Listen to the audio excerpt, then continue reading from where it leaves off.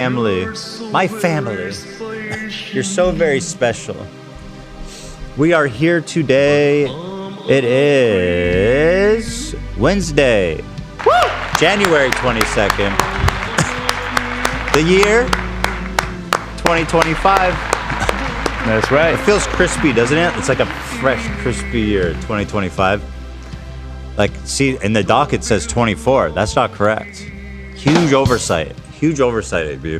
I didn't want to let go. I just corrected it. 2025. It's been rough so far. Not a good start for you? Well, the fire. Trump. Well, Trump already won. I don't know if you know that. Yeah, but been pretty bad. For right, for specifically over the Palestine stuff, he's been even to me surprisingly aggressive. Like it's pretty insane.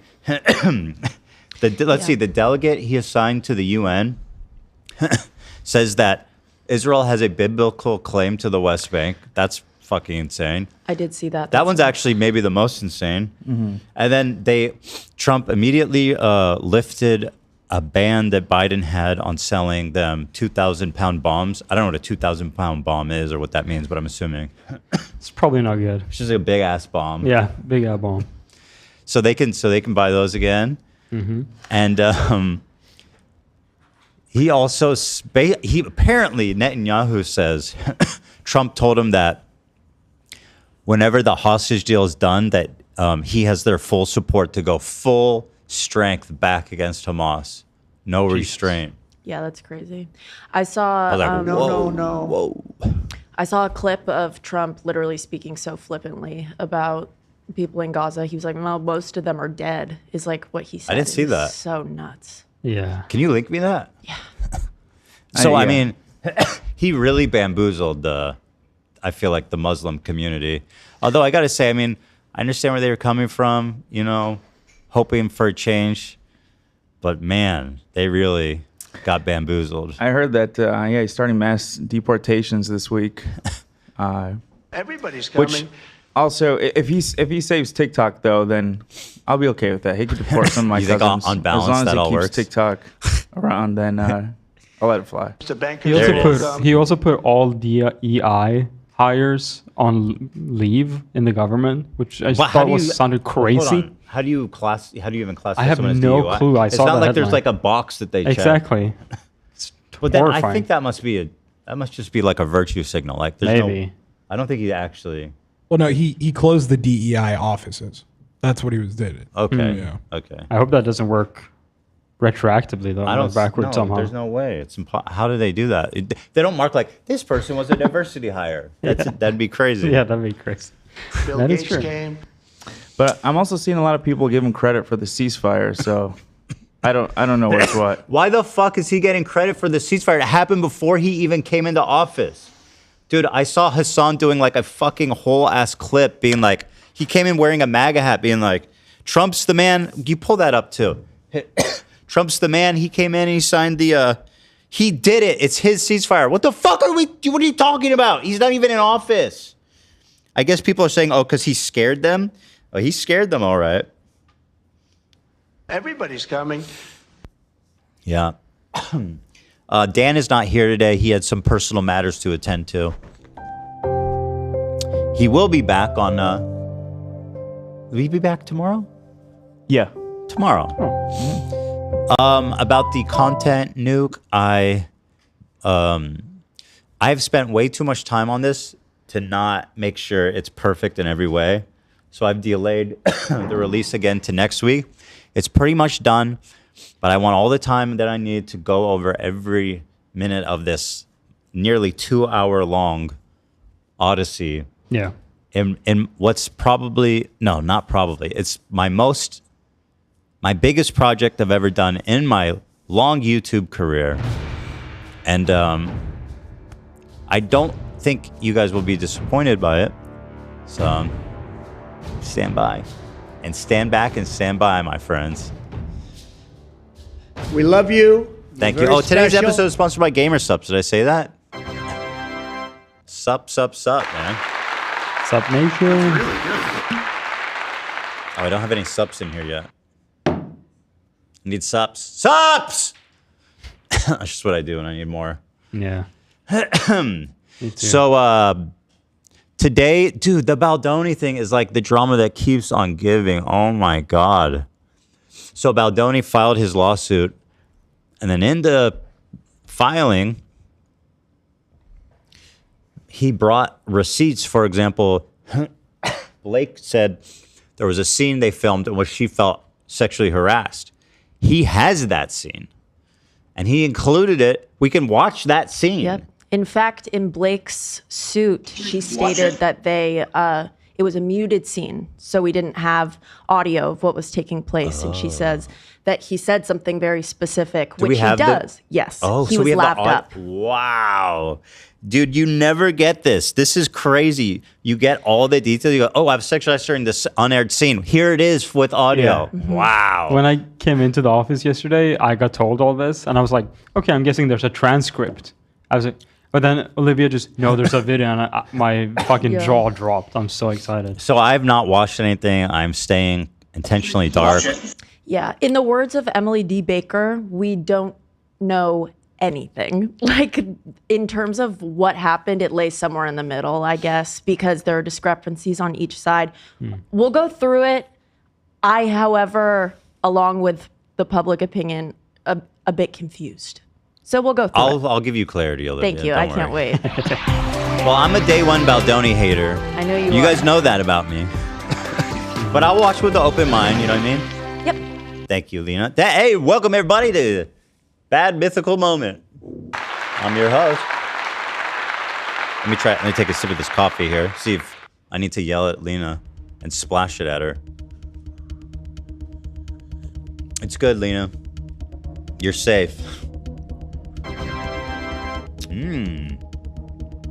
But we've got all kinds of fun stuff to do here today. It's been a weird week because what happened?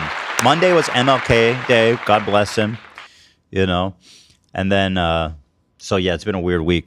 Tomorrow for the members stream, I think I'm going to give you guys the keys one last time. Oh. Okay. Because I'm again, down. I need, you know what I mean? Yeah, yeah. One last time. We have a lot of Scooby-Doo to talk about, so. One That's a good last time. Will you do it one last time with me right now? Let's have a drink with me. I watched it last week, Ethan. The whole thing? Yeah, I did. I'm due to pro put it show. on. It is Disney so Plus. Yeah. The moment Leslie Odom Jr. gets on that table during Room Where It Happens and they pull it as he jumps, magic. Good. Yeah, I love that song. I love all of them. Come So on. good. Tell me right now, though, Hamilton has better music than Wicked. No, we're still fighting about that. You think Wicked's is better? I'm genuinely like so upset. And we don't have to talk about it. We can talk about it. I just think that I want to give you the space. Give me the to space. love it. Give me the space. I think that you need that space. You need to hold that space. I'm holding it. There's space here. Yeah. It's not filled yet, but I'm holding it. It will be. You know what? You didn't even watch Defying Gravity. So What is that? exactly. That is the show-stopping Act 1 closer. That's the Oh, that's climax the of song? the show. Okay, but it has one good song? That's not going to change my mind. No. I just think that it might shift the idea of how important everything else before it is. Okay. I'm holding space. There's space right here in my Thanks. heart. Nice. Thanks, Right I here. see it. It's empty right now. I know, but I see it and I appreciate it. It's available hard drive space. Heart drive space. Perfect. Am I right? Am I Yep. right? I know all about that. That's what they said. That's right, guys. Thank you. Oh, Lena, whatever. Is she there? I can't tell. Just tell Jeremiah that package is extraordinarily precious Okay, precious. with the way he handles it. Yeah. That look good. Got it. Check this out. I'm kind of going off script already here, but this is the clip. Let's see. The man is not even in office yet, and he's having a banner year. Okay, why are we giving Trump credit for this deal? Good question. What? Why are we giving Trump credit? Yeah, why the fuck are we giving Trump credit for a deal that he didn't even take office? It was negotiated by the Trump administration or the Biden administration, point blank, period. What the fuck is happening? He's so desperate not to give him any credit at all. for this deal. Well, let's see. He's gonna love Trump in the next couple months. Who do you think facilitated the deal? You think it was Biden? Yes. It I can't believe obviously we already have liberals in the chat. And by the way, Hasan does this thing where he uses liberals as a slur now. I don't know if you guys know that, which is really cute. It was literally by Biden, documented. Trump wasn't even fucking president, dude. What the fuck? Running defense for Joseph Robinette Brandon here. And you're running defense for Trump, and that's fucking better? Holy shit, dude. Wow, that's awesome. Okay, there's going to be a lot of back and forth today. Trump hasn't done squat. Yeah, okay, sure. What? Why is he out here defending Trump? Who is this person? Are you guys fucking watching this? I mean, don't a lot of people say this though? Even one of the reporters asked Biden, "Are you to give credit for this, or is it Trump?" And He said, "Are you kidding?" They asked Biden, "Who's getting credit?" He says, "Are you joking?" That's what he responded. He didn't say Trump. He said, "Are you fucking kidding me?" Even with that question, that was his response. What did you hear? Well, I'm just saying, because Biden didn't do shit for so long, I feel like a lot of people think that Trump had a part in it. I don't know. I don't know anything about it. I'm just saying that Are you this fucking is a joking? common thing you that I think see Trump, on my before he came office, somehow managed to sprinkle some fairy dust on that deal. They were working on this deal the whole fucking time. Biden has been working on this deal nonstop, man. People think he doesn't care and that he's not been doing anything. They'll find out what not caring and doesn't do anything looks like. I don't think that Trump has good intentions, even if he did. If anything, because I know that there is zero evidence Trump had a single fucking thing to do with that ceasefire. Zero. Yeah. No, I don't know. In my opinion, if he even did have anything to do with it, just be to make him look good in the beginning. And then after the fact, once he's in office, he's like, do whatever the hell you want. Sort of what I feel like he's doing with TikTok.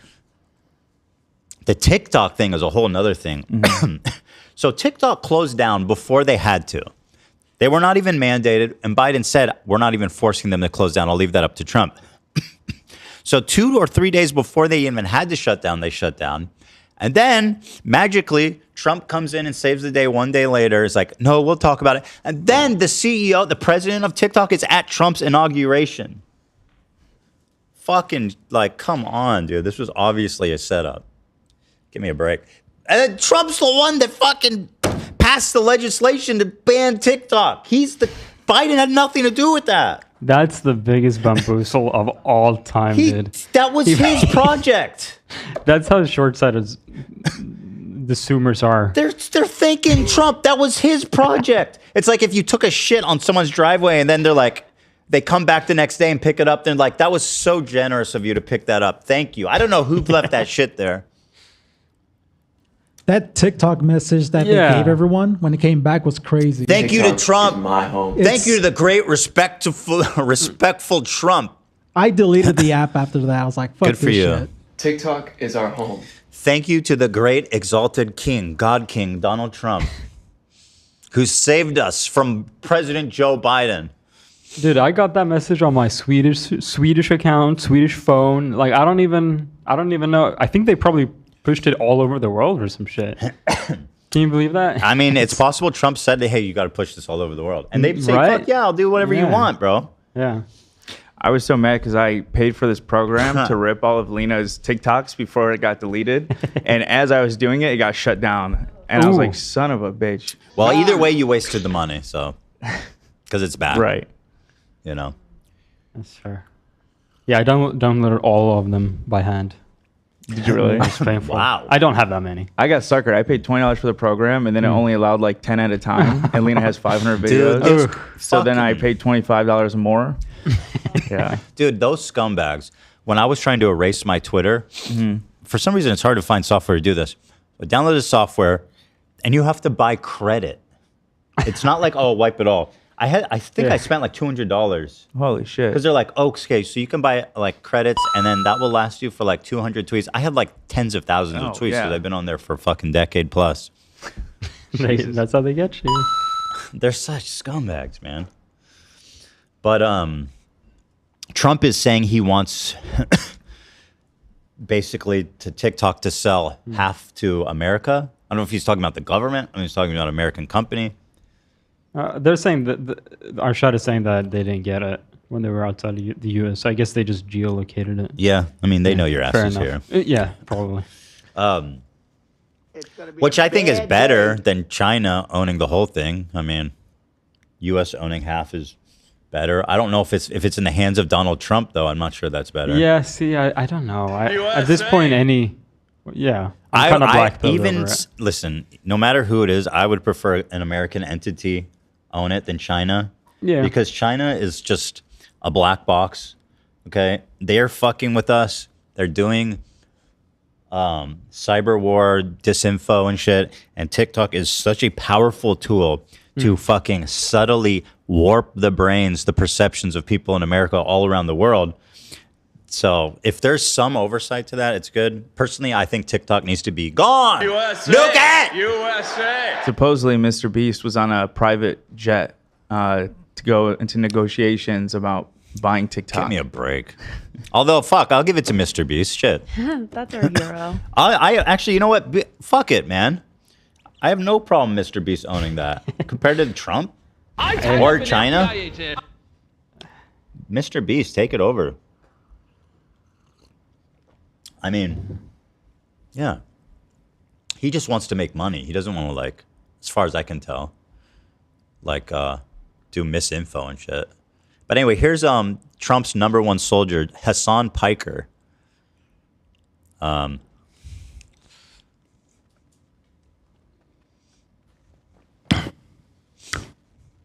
What an absolute... I thought you negotiated ceasefire? Yeah. Yeah, exactly. He had as much to do with it as Trump. What an absolute fucking joke. And look at the comments. You guys have to understand. Liberals realizing they're more evil than Republicans. This is actually the talking point of leftists. You guys don't understand that. Liberals are Nazis. That's not even a fucking exaggeration. They're psychotic, these people. Put on the negotiations of the ceasefire is the same as Anthony Blinken's. Okay?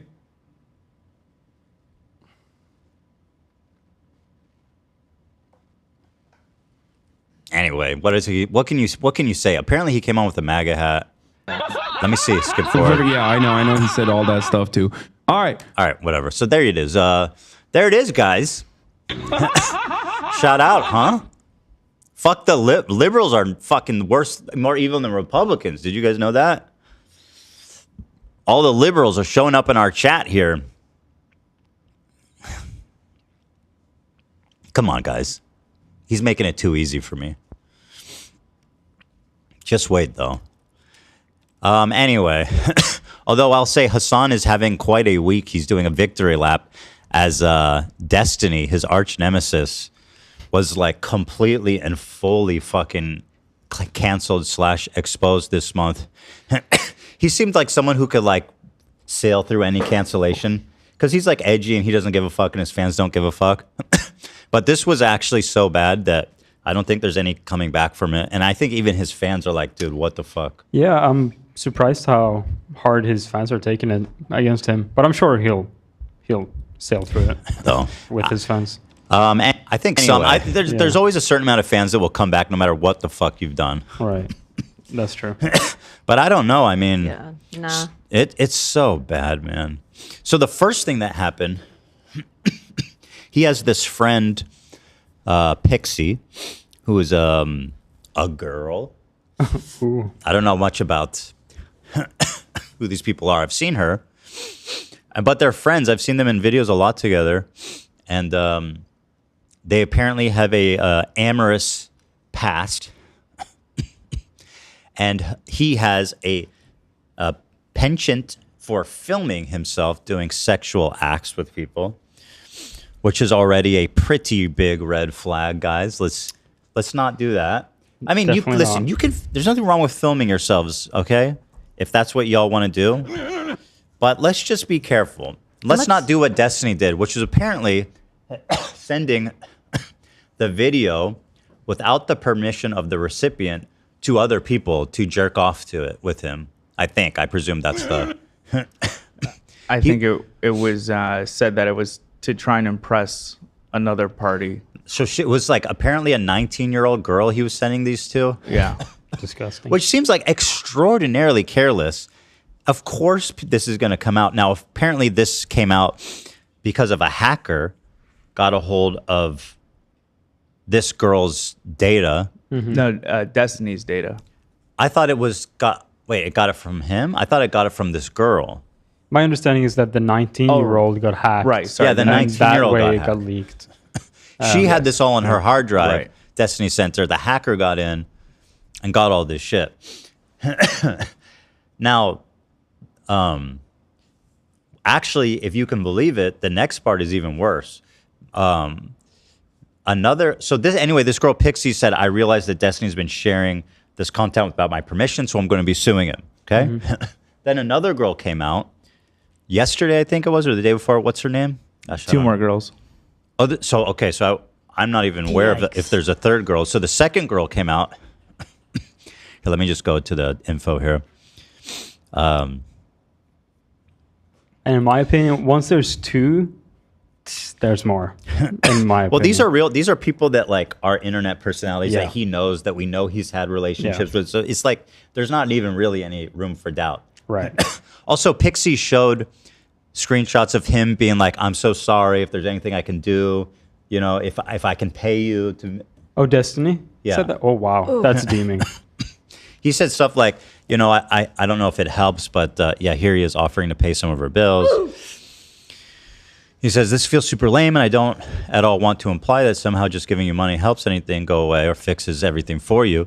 But if you have any bills or owe money or anything, or have financial stuff I can help with, I can at the very least chip in and help with any of that. So it's at least one less thing you have to worry about or stress over while you're worrying about getting through this. Now, I had heard this leak happened, and I thought it was just memes and stuff, because apparently there was like a picture or video of him like sucking a dude off. Mm-hmm. Everyone thought that was funny, whatever.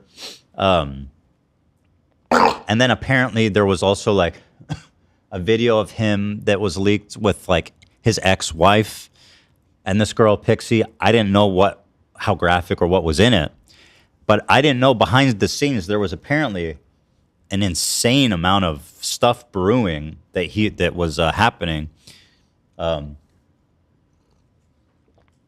So there's that. And then this one really was like, for me,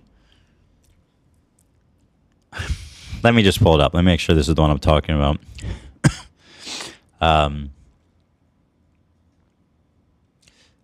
Wait, so this is his, hold on. This isn't an accuser. This is this is his friend, Eurodite. Right? This girl isn't an accuser. I think there's just one more accuser. My statement with the info so far, my opinion will update as information is available. Yeah, she's not. Okay, maybe there's some confusion there, because Pixie said she knows that there's at least 3 other. As far as there's only been one other person that's come out, and that one is extraordinarily terrible. But this one is his friend. I think she was in. I don't want to speak out of turn. I'm not 100% sure, but she's just expressing her opinion on the situation as someone that was close to it. Now so the next person who came out was Charlie. Mm-hmm. And here's her statement, which kind of left my jaw on the floor a little bit. So she says, Destiny has blocked me and banned me, and people supporting me from his community. I've not done anything besides ask him for an explanation, as I was assured this is something he didn't do to me. This didn't do to me being sharing videos of them with other people. When I wasn't given one privately, I spoke publicly. I am not involved in any lawsuit or coordination with anyone seeking justice due to the leaks in November, though they have had my empathy and support in their efforts. It is only yesterday I became aware that Destiny had recorded me while we had sex without my consent. That is so. That to me is like the worst. That's like a go to jail type of crime. And then sharing it on top of that, it's distribution. Filming without consent is like. Freak. It's a terrible crime. It's just a terrible crime. Yeah. So yeah, that part blew my mind. And with no regard for me, also shared that recording to others. 2 women have now let me know that they have seen the recording taken of me in September without my consent. Jesus. I thank them for their concern No amount of public humiliation will ever make me regret being made aware of what was done to me. I'll be filing a police report and pressing charges. Good for you. Now, obviously, Destiny hasn't... We put out one statement, didn't really say anything. It's not even worth reading. But I'm assuming he's going to have something to say about this new statement. So he hasn't said anything about it yet. But from what I can tell, there's really no space for questioning or... I don't know. I can't imagine what Destiny could bring that would make this any better. Besides like a fucking recorded phone call of him being like, yes, you can film me and share it with people. Yeah, exactly. Which is not going to happen. So I don't know, man. This is fucking terrible. And of course, Hasan is doing a victory lap because his arch nemesis took the fat fucking L, and L being the law, breaking the law and being lawsuited. He's so done, dude. Because all these girls gonna try to sue him, and like it seems like they have good fucking evidence too. Yo, forget being sued. That's a fucking serious crime. Yeah. Oh, that true. It'll be a criminal police thing report. Too. That's, I'd be way more worried about the police. Yeah. Fucking civil court is just money. Yeah. He could go to jail. I hope he does. Damn. Crazy, dude. Ay, ay, ay. It's just endlessly remarkable to me that this keeps happening, you know? Like, what did you think, bro? You're sending it to a random 19-year-old? Like, the chance that gets leaked is pretty high. If you're sending it out that willy-nilly, like did you not expect this to happen? What the fuck are you doing, man? Are you that horny? Like, are you that horny? Is your brain that fucked up when you start jerking off that like? He's just like blindly fucking gooning. Dude, the gooning is ungoonable. Heights that have never been gooned before. This has to be like a record, yeah. Gooch. Okay, so I'm sorry for the misunderstanding. I was reading it more. So there wasn't a second accuser. His previous allegations were brought up of his ex-wife confirming revenge porn rumors that were done to her without her consent, she said. Oh. That's what it was. Right. Yay, man. This situation reads to me like a guy who's gotten away with being a predator for a really long time, and now everything is catching up to him. And I hope that if more people come out, they feel empowered too. I mean, there's already enough, you know? Right? I hope there aren't more. Yeah. I hope everyone feels supported. I hope so too, yeah. Yeah, a lot of the times when shit like this comes out, you just go, how the fuck do you think you would come away with this? But it's like with power, with like doing even all the power and coercion slight creep a little bit every time. Yeah. Even with all the power and coercion in the world, it's like you can't keep a fucking random 19-year-old from getting hacked. You know what I mean? Yeah. There's a lot of people that hate Destiny, you know? Yeah. Fuck me, man. Holy shit.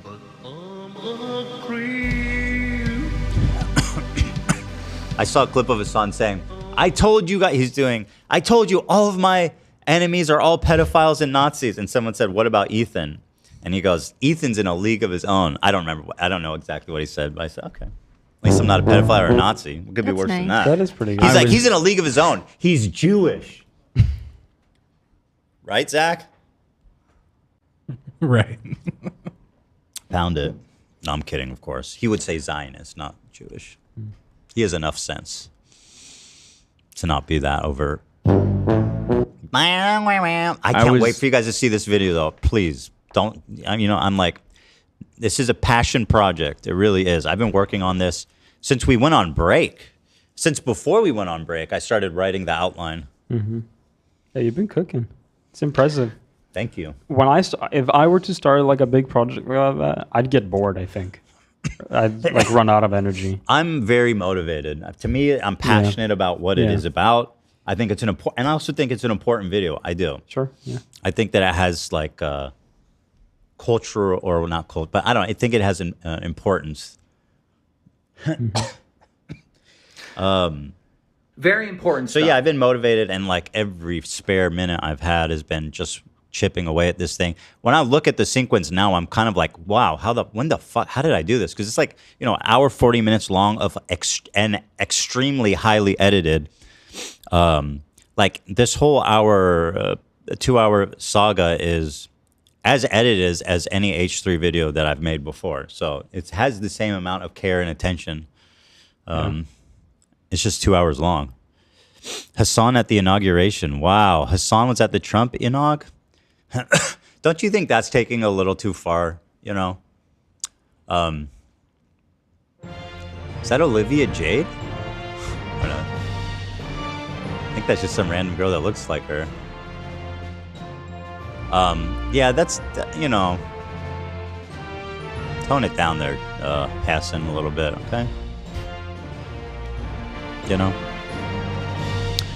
We also have here, here is Trump signing the executive orders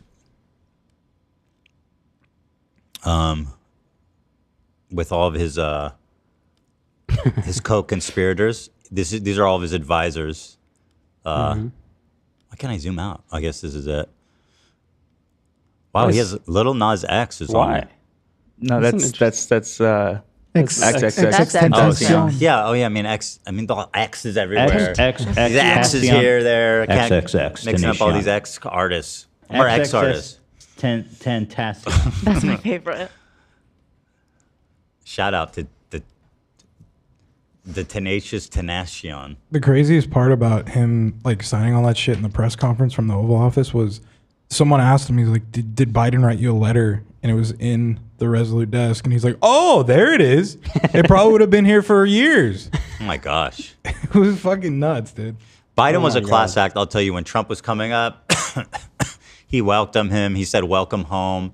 The guy's got class. Yeah. He's a presidential dude. He's spent his entire life in service to this country. Like, people's efforts to smear him because he wasn't like anti-genocide enough is just, there's only he did a lot. He cared. He had his foot on the levers. You guys don't understand that. And you'll see, like I said, in the coming months, what it looks like without your foot on that pedal. Coach. Fuck Joe Biden. Respectfully.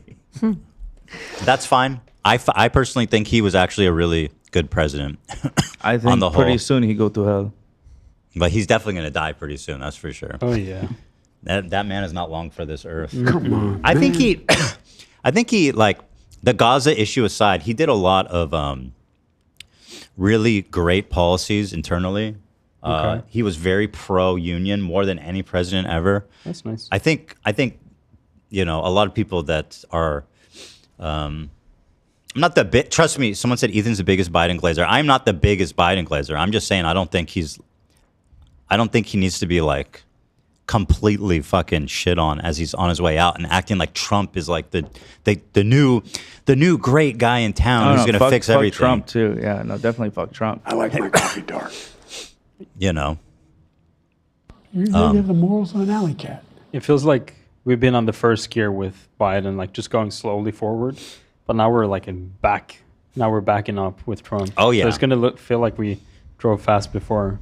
We're going backwards full speed, man. Yeah, dude, when he was like just signing these to remove these past rules, everyone was just cheering, and I was thinking, you have no fucking clue what he's signing, first of all. Yeah, I mean, a lot of the stuff he signed doesn't even make sense. I'm trying to think. There was someone says ever. I'm pretty sure Biden was the most pro-union president ever in terms of what he did. And of course, listen, I understand the criticism for him, but this people who are just like, I disagree. That's it. I understand the position. I'm not going to say you're wrong, or I'm not going to say it is, in my opinion, wrong. But I'm just going to say, if you want to say fuck Biden, like that's a defendable position. I understand where you're coming from, right? Specifically, I'm assuming you say that because of the war. Yeah. Oh, yeah. Yeah. So Genocide Joe. That's what they call him. They call him what? Genocide Joe. Yeah. Yeah. I've heard. Of course. Yeah. Jonah! But that's my opinion, and we'll see. I mean, time will tell, right? That's how we judge presidents. Time always tells, kind of. if the office even exists after 4 years. He signed an order saying there's only 2 genders. That's an executive order? I think so. It's really stupid. This man. That's not even worth the fucking ink it took to sign it. Stupid. This man is wasting no time. Trump signed an executive order banning kitty litter boxes from being in the bathrooms of elementary schools. Bro, everything is so fucked. It's gonna be fun. Fucked. It's gonna be fucked. It's gonna be a fun, exciting 4 years. Look, we're already talking politics again, and you know, look, I'm energized. You know, the content is gonna be fucking premium. Girl. Cheer up, man. Content. We got to make the best of it, you know? Hey, I voted for I voted for Kamala, okay? Just remember that, especially when Trump comes bouncing in here and fucking like going full throttle on colonizing Gaza. Okay? Just remember, I voted for Kamala Harris, which means I did more for the people of Gaza than any activist basically that abstained. Point you think blank, you just fell period. out of a coconut tree? Sorry. You think I just fell out of a coconut tree? Just saying. Y'all listen to people like Hasan and didn't vote. Well, you get what you paid for. Y'all really thought Trump was going to deliver you a good policy on Gaza? Okay. You really don't think that Kamala Harris would be better on Gaza than Biden? Okay. Nice one, guys. I think people just felt so hopeless, you know? It was like an entire year. And a lot of people like have people they know over there. So it's like, this is your family that you're trying to protect. You know what I mean? So I think because it's so personal for people, it's just like, if Biden's not doing it, maybe Trump will do it. Maybe they'll save my family. You know what I mean? They don't realize what Biden's been doing and how little less could be done. Mm-hmm. Or actually even the opposite, not less could be done, more could be done to empower Israel, or Netanyahu, I should say specifically, his war cabinet. You know what I mean? Like, come on. We'll see, though. We'll see. Yeah. That's why politics are so crazy. It is. It's American politics just continues to... It feels like it. I don't know. Maybe it's always been like this, but it's just because we're grown-ups and now we're following and care about it more. But it feels more fucked up than ever. And at least in 4 years, we'll have 2 new candidates. And hopefully they're all under the age of, like, let's say 70. No, no. They can't be under 70. Please let them both be under the age of 70. How could I trust them? I'd kill for a 65-year-old president. Me too, right? 65-year-old president, shit. Damn. You know what I mean? Youngster, dude. God damn. That dude could serve 2 years or 2 terms before going developing dementia, probably easily. Yeah, how old was Obama when he took office? He must have been pretty He was young. one of the youngest presidents, if not the youngest, next to JFK. I think he was like 40. That's sick. How old was Obama? I feel like people connected with him a lot. 47. Just because of that. That's sick. 47 is not that young. I mean, that's a good prime age. You've lived a lot of life. You're mature. You've developed as a person. 47 is a great age to be president. Yeah. After that, it goes downhill. Yeah, I don't know why all of our presidents have to be so fucking old, man. You know what they need? They need some gamer subs to wake them up. So fucking true, AB. That's such a good point. 10 youngest presidents. I'm just curious. I want to look at this real fast. You're so right about that, though, AB. Mm-hmm. Millard, Fillmore, whatever. 50, who cares, dumbass. Polk, who cares, idiot. I need to... God damn it. All these news sites have just turned to shit, too. They're like, you have to sign in to read this dumb fucking article. Holy shit. What happened to the internet, man? It's Trump's fault. Yeah, who we blaming for that? Okay, whatever. This list sucks. Dude, I always feel like if Bernie became president, that would have been fucking goated. I voted for Bernie. I voted for Bernie. He was super close, honestly. It's a shame, dude. But I mean, Joe Biden did what he couldn't. Yeah. Joe Biden was the guy who took Trump out of power. He did this speech about like oligarchy and how the big tech is taking over, and it was so fucking powerful. Yeah, he's. We live in a country today Yeah, where 1% owns 50% of the wealth. yeah, And he's right.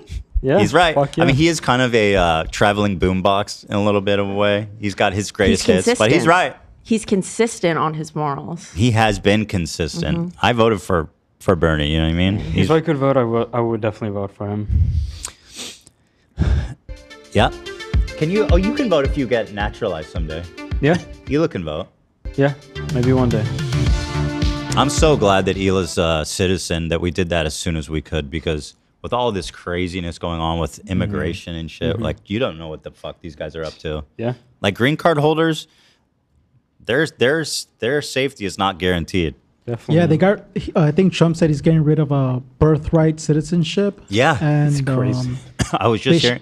Yeah, they shut down an app right now where I don't know what it's called exactly, but people who are trying to get in legally, Yes. they got shut down. It's crazy. Biden set up an app to expedite, or not to organize or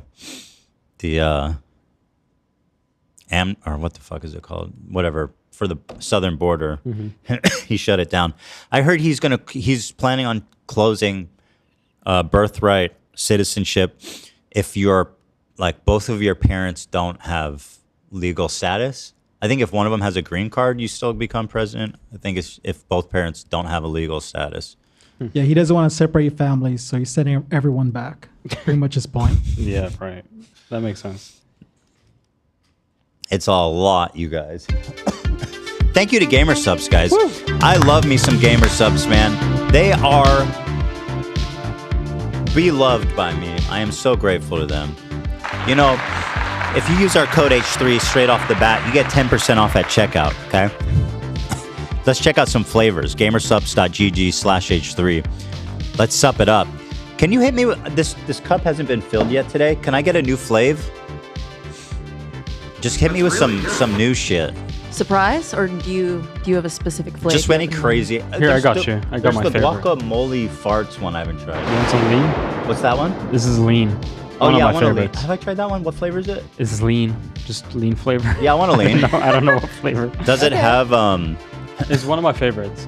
Does it have opiates in it? No, it doesn't. Okay. So No, it doesn't. it's not actually lean. No, It's just lean flavored. Thank So you. that's what's in Dave Blunt's cup, huh? Yeah. Okay. Dump it down the cup, bro. I've never done lean, but I hear it's both fun and terrible for you. Oh yeah, I'm sure. I mean, it's just chugging cough syrup. Yeah, it's not. Yeah. This, however, is none of those things. Yes, of course. It's just a delicious flavor. Let me tell you about Gamer Subs, guys. You can get a free sample. They're still doing this.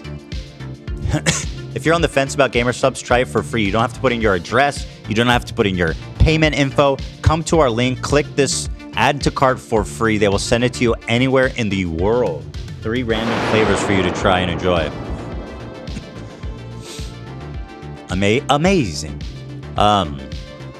Keto friendly. Shout out Zach. Did you know that?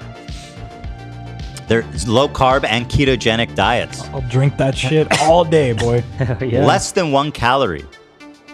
Nootropic for calmer focus. 0 sugar for a healthier intake. Guys, if you're on a sugary drinks and you're trying to get off, Gamer Subs is the way to do it, because it's going to hydrate you. It's going to take all of that sugary, empty calories out of your diet, and you will lose weight. Caffeine to maximize energy, or without caffeine too. There's both options available to you. There's no filler. It's just good nutrition, electrolytes, minerals, crucial minerals and vitamins, and delicious flavor that's going to keep you, making you want to keep drinking. And the thing that I love, we have our own flavor, of course, spicy margarita, which is a very hot, a very popular flavor on their website. People love it. If you don't like spicy, you'll still like the spicy margarita. It's more of a taste sensation than it is spicy. Like Pop Rocks in a way. It's not like Pop Rocks, but in the sense that, like, It's the tiniest little yeah, tingle or a little hit on your tongue. It's very delish. I think the price comes out to like 50 cents per servings too. Like in terms of Yes. value, you're gonna get the best value. It's very cheap, very effective, and it's like easy to just scoop. Exactly what you said. Like staying hydrated is easy with this. Yeah. You know me, I don't love water, but with a little touch of whatever flavor you not like, whatever you like, it helps to just drink more. It's The thing I like too is there's so many flavors to try. You know, you could try, like, for example, Grandma's Ashes. Yeah. Brand Risk flavor, Copium, Nuclear Bombsicle, Grandpa's Ashes. They also have ones that actually tell you what it is. But people, here's ours, Sigma Brain. Ours doesn't tell you what it is either. People love that for some reason. Titty milk. I need to try me some titty milk. That one up to the right, if you scroll up to one more, there's Soda Poppins flavor on the right there. Soda pressed pear. Despair. Despair. Pear. Oh, but it's pear, so it's in the title. That's clever. It's really delicious. It's really good. But here they tell you what flavors these are: black cherry, fruit punch, dragon fruit punch, lemon, limeade, lemonade. Yeah, give it a shot. You guys are gonna love it, I promise. And you can try it for free otherwise. But they're a great supporter of ours, and I hope you guys consider supporting them at gamersubs.gg/H3. Use our code H3 anytime for 10% off at checkout. Thank you to our partners at Gamersubs. We love you. Thank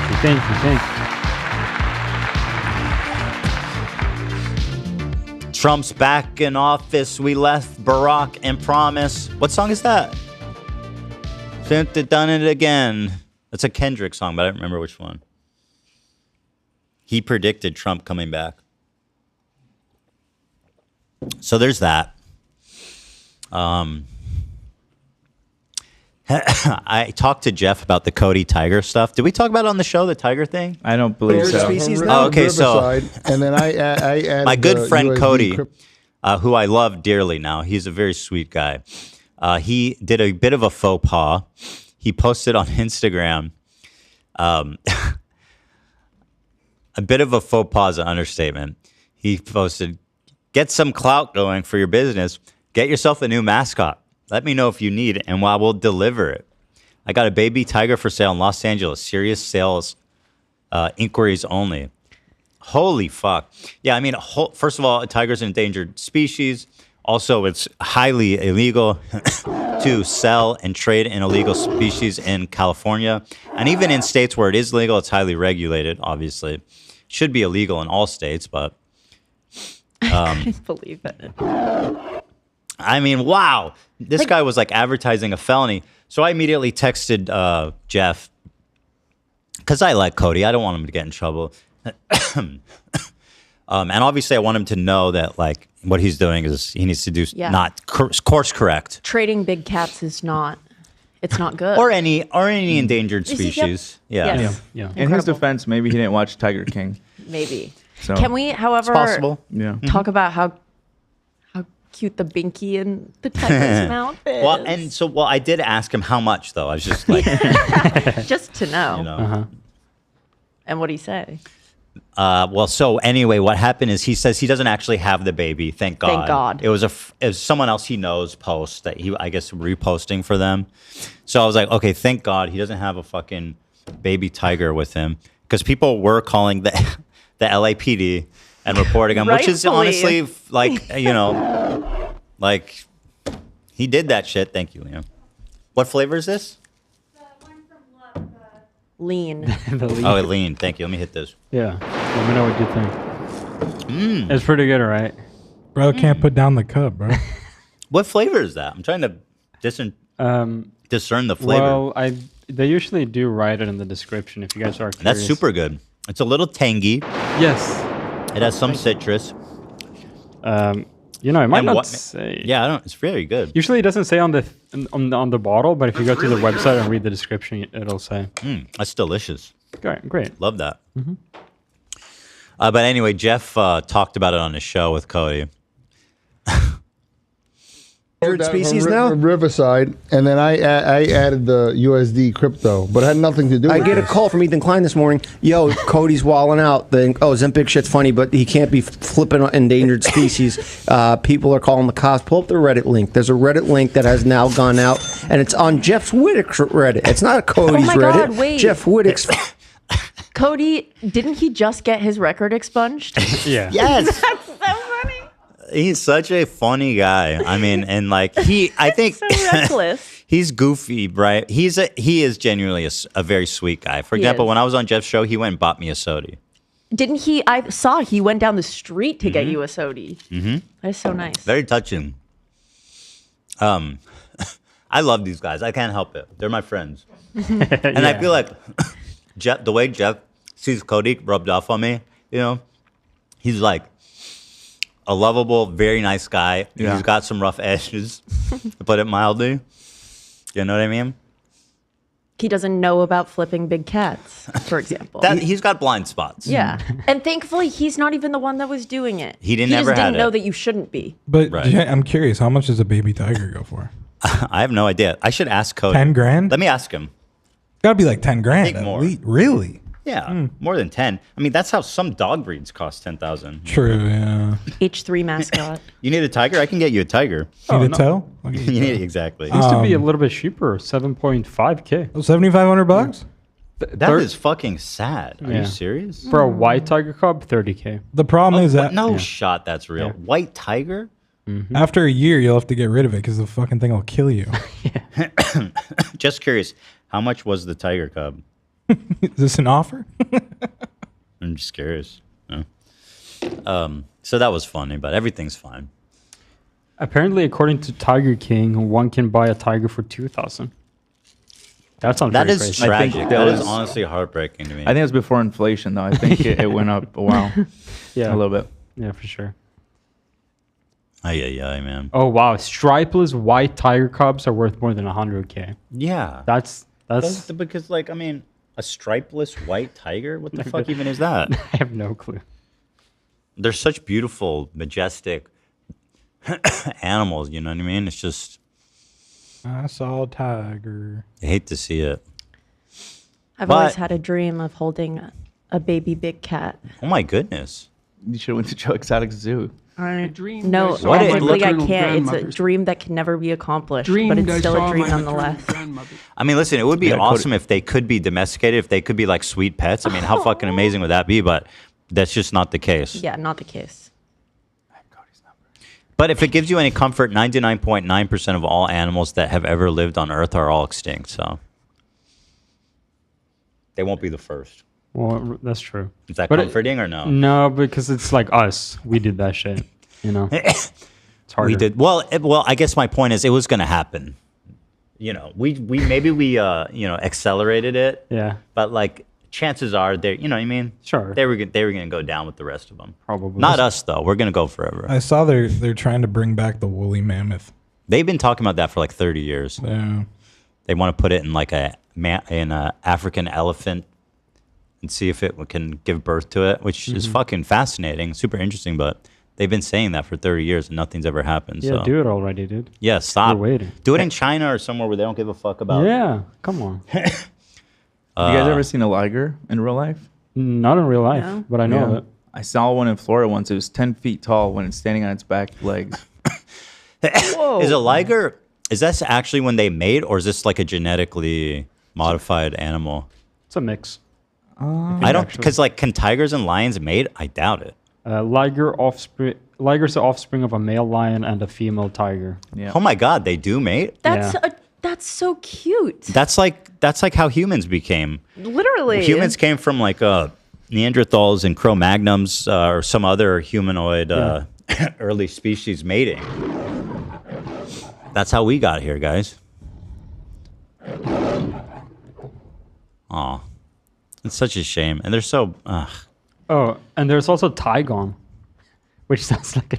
What is it? Tigon. A tigon? That's when a male tiger gets with a female lion. Isn't that the same thing? It's a lion tiger mix. It's the same thing. It's different if you switch it. Apparently, it's a No, it's not. Yes, according to this Britannia.com, dude. What? It's genetically the same. 50% from each.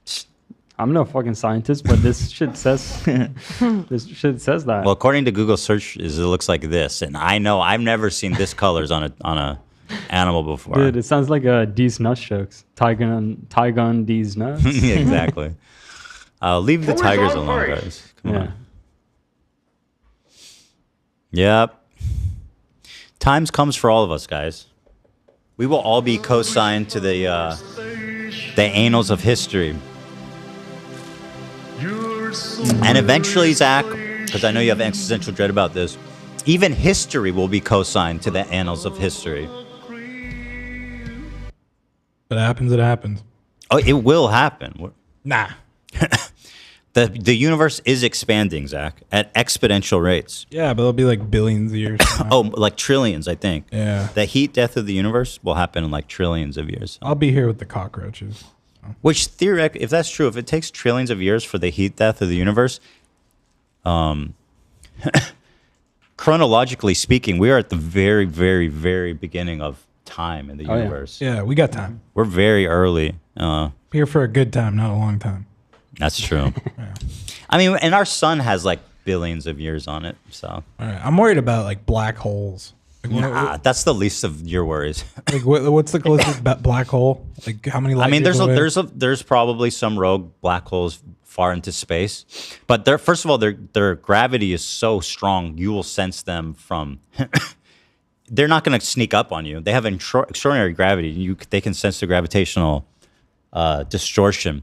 I mean, there's massive black holes at the center of every galaxy. Right. That is very, very, very, very, very fucking far away. And by the way, you should be equally as afraid of the sun because black holes have an orbit. It's just gravity. You know what I mean? Right. The whole galaxy orbits around black holes. You don't have to worry about black holes. Those will never come to Earth. I mean, there are black holes that move, not to scare people, but that is a thing. Sure, there are some. There's a thing of like traveling black holes. Absolutely. All the big ones, I think, are actually, I don't know if all the big ones are at center of galaxies, but like I said, they have such massive gravitational pulls. There's no shot that they will be anywhere near Earth without us knowing. Yeah. No shot. You know, like the solar system would be completely thrown in disarray, the orbit of everything. Since we're on the topic of space, Neil Smoke deGrasse Tyson was on Celebrity Jeopardy a few nights ago, and he got 2 space questions wrong. Holy fuck. Yeah, he didn't know the answer. What were the questions? It was something about the moons of Saturn, and I forgot what the other one was. Hold on. That's concerning. Well, the moons of Saturn, I mean, that's pretty niche, isn't it? Maybe. But I feel like he's the guy, he's like the new Carl Sagan, I guess, like. Yeah. He's but it doesn't mean he knows like every fucking planet in the solar system. True, but there's a lot of them. I feel like I don't know. He should know that. He should have known it. He should know that. Don't talk shit on my boy. I fall asleep to his podcast every night. He knows a lot of shit. Yeah, I've always liked him. I mean, he's no Carl Sagan, but who is? You know what I mean? Yeah. He does his best. Star Talk. It's very good. I recommend it. There was accusations against him a while ago that had everyone like, ugh. Yeah. But I looked into it recently because I was like, and I'm pretty sure they're all. I think he was like cleared. Pretty much. Yeah, that's what I heard too. I don't know the details. You know.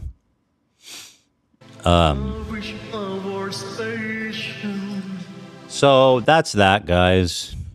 Shout out to Jeff and Cody, friends forever. People want to know why we haven't spoke about this already, and well, I'll speak about it now. Well, I don't think there's anything new here necessarily. I think it's just Jeff bitching out. We kind of saw Casey's comment already when he was like, he basically was like, I'm protecting David for some reason. And everyone's like, dude, why? And he said, he's trying to understand why. He said he wonders if something deep down in him is still protective of David because of the relationship they used to have. you have to admire, at least give him Yeah, Casey credit just for like- facing the music. You know what I mean? Like he went immediately afterwards on Jeff's podcast to discuss it. Yeah. So I mean, he's you know what I mean? That's respectable. But let's see what happened here. That's Yeah, the- so, like, you know, and you not releasing the doc for the sole Oh purpose. God, my dude, poor Jeff. His eye got randomly infected. He's still dealing with this shit. Like, look how and he was. Yeah. Look how swollen it is. He had to get another like surgery on it. It's just, it's still fucked up. It's still getting randomly infected. And people like, you know, what's that dumbass's name? David. That podcaster who was laughing at him recently. Andrew Schultz. Yeah, Schultz yeah. is being like, just get over it, bro. It's like, dude, he's still dealing with it, you dumb fuck. Yeah, I feel bad for him. He was talking about on his most recent podcast that he didn't even go out for Mike's birthday because he didn't want anyone to see him with his glasses on. Excuse me, I'm joking. Yeah, if this was any other like normal established job he got hurt at, he'd be probably well compensated, right? It depends who he worked for, but Yeah. potentially not. I know a lot of people like, I had a friend growing up whose dad was like a diver who worked on oil rigs. He was an underwater welder. Extraordinarily dangerous job. He broke his back. Jeez. And he got, you know, obviously compensated, but he was living in poverty and extreme pain his whole life. And he eventually, he OD'd on like painkillers and That's fucking such a alcohol. It was pretty tragic. So he, you know what I mean?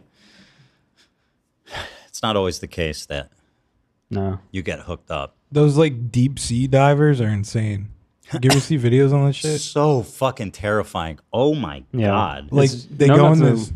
Go ahead, love them. It's known as the most dangerous job, I think. I don't know if he was doing the deep sea stuff. I think he was like at the surface. Like they go in this cell and they have to breathe. I forgot what it is, but you can't go out for a certain amount of time. Yeah, they have to depressurize. They go down a little ladder to the bottom of the ocean. No, they don't. They take a boat down there. Yeah. And then it's insane. Yeah, it's fucking So crazy. it's like a little cave and there's a hole with water that goes straight to the ocean. So they have to come in through that. Yeah.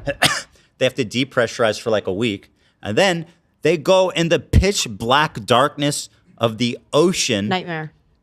And fucking and weld on like deep sea oil pipes. Yeah. And it is so fucking scary. Holy fuck. We know more about outer space than we do our oceans.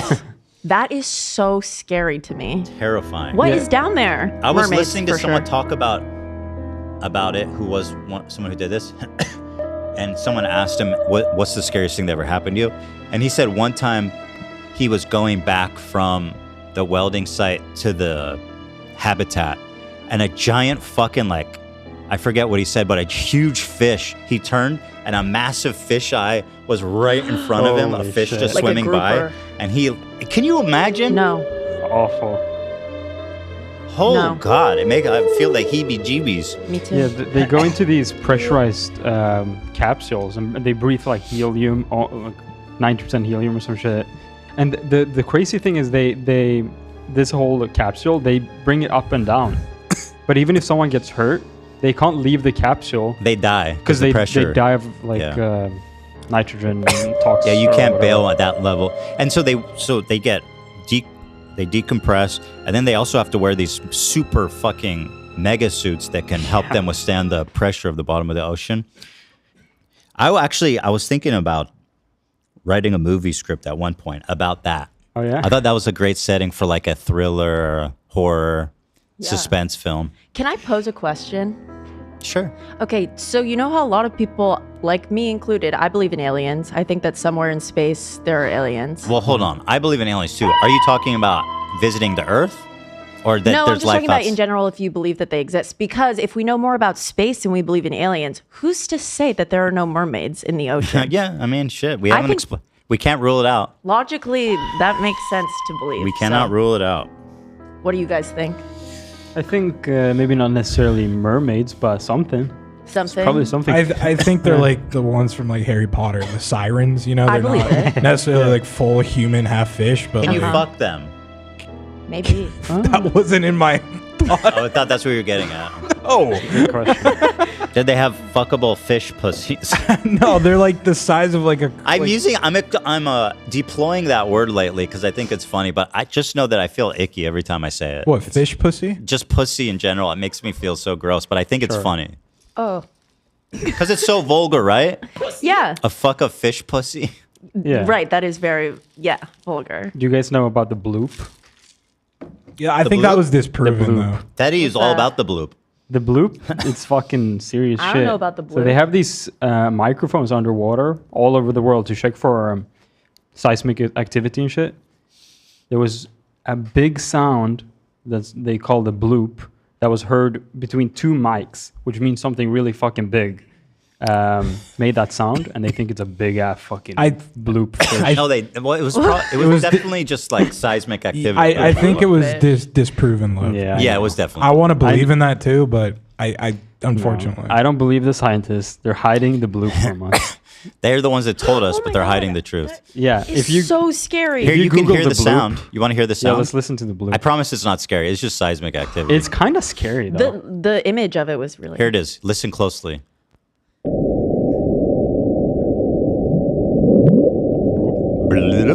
That was it? Terrifying.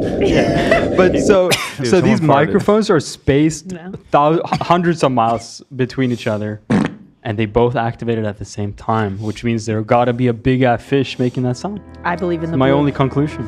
So, I mean, ice quake, ice calving, rubbing, and ridging events.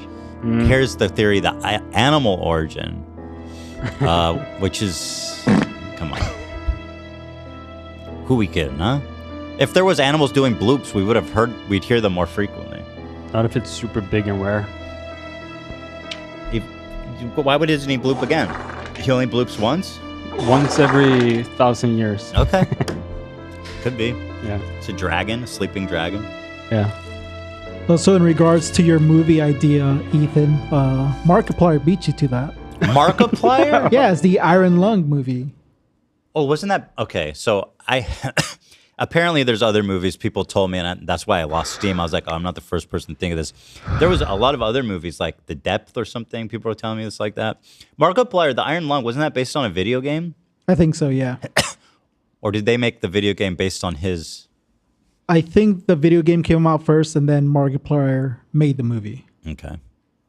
Game looks spooky. I don't want to play it. It looks scary. So, let's watch this clip of Jeff interrogating Casey. That you feel the need to protect. Yeah, I never David. said that, Jeff. That's a total mischaracterization, and I still don't. Jeff, I'm glad you rolled it because you pretty much did say that, Casey. Mhm. And Jeff holds his feet to the fire here. Don't know why I don't put it out there. I think it's because maybe some part of me, as much as I'm ashamed to admit it, is because I still like very deeply love and care for David, and maybe it's about protecting him from himself. You hold on. Let me go back because Doc, Casey is really gaslighting poor Jeff here. I feel like for the sole purpose that you feel the need to protect. Yeah, I never David. said that, Jeff. Yeah, just like that Yes. stuff. You know that he was the best. I want to hear the full. But was there other than your what we talked answers? about? No, from just like saying things about that he was the best comedian. Oh, just about David stuff. Yeah, just like that. Yeah, stuff. so like and you not releasing the doc for the sole purpose that you feel the need to protect. Yeah, I never David. said that, Jeff. That's a total mischaracterization. That is a totally fair and accurate assessment of what he said. Yeah, and after he says that, Jeff kind of is like, "What? Didn't you say that?" And like still don't know why I don't put it out there. I think it's because maybe some part of me, as much as I'm ashamed to admit it, is because I still like very deeply love and care for David, and maybe it's about protecting him from himself. You said that in the that's part of it, and it's a nuanced. Like the hard part of the internet is being honest and being nuanced. Yeah, I think Casey was saying it wasn't the sole reason why. No, but he's characterizing what Jeff said is a little is in my opinion not fair to be like, that is a complete You know, lie. It's like, no, it's not. I'm with you. No, I'm like I'm- address the I agree point. with Jeff. It's a point he said. Yeah. We can talk about that point. Maybe it's not the only point. Yeah. That's what I kind of like with our show. Not to sound cringe, but if we have like a debate or something like that, we're pause the debate. Let's watch the fucking clip. That way, it could have been a better conversation with them both knowing what actually was said. It's true. I would have liked to have seen Casey respond to that. I'm sure Jeff was like, "Dude, am I crazy?" And went back during editing and put that in. Exactly. Yeah. You know, but not everybody can do what we do. Yeah. Yeah. In fact, I even go out there and say nobody. Nobody. That's true. You know, you're coming off a little special needs. Okay, Howie, can you relax? What? I think so. Don't you think so? A little bit. Howie, what are you doing? No.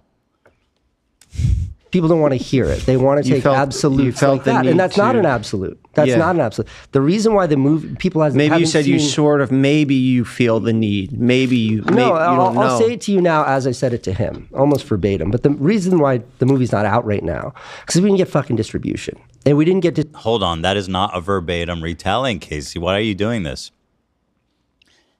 You know what I mean?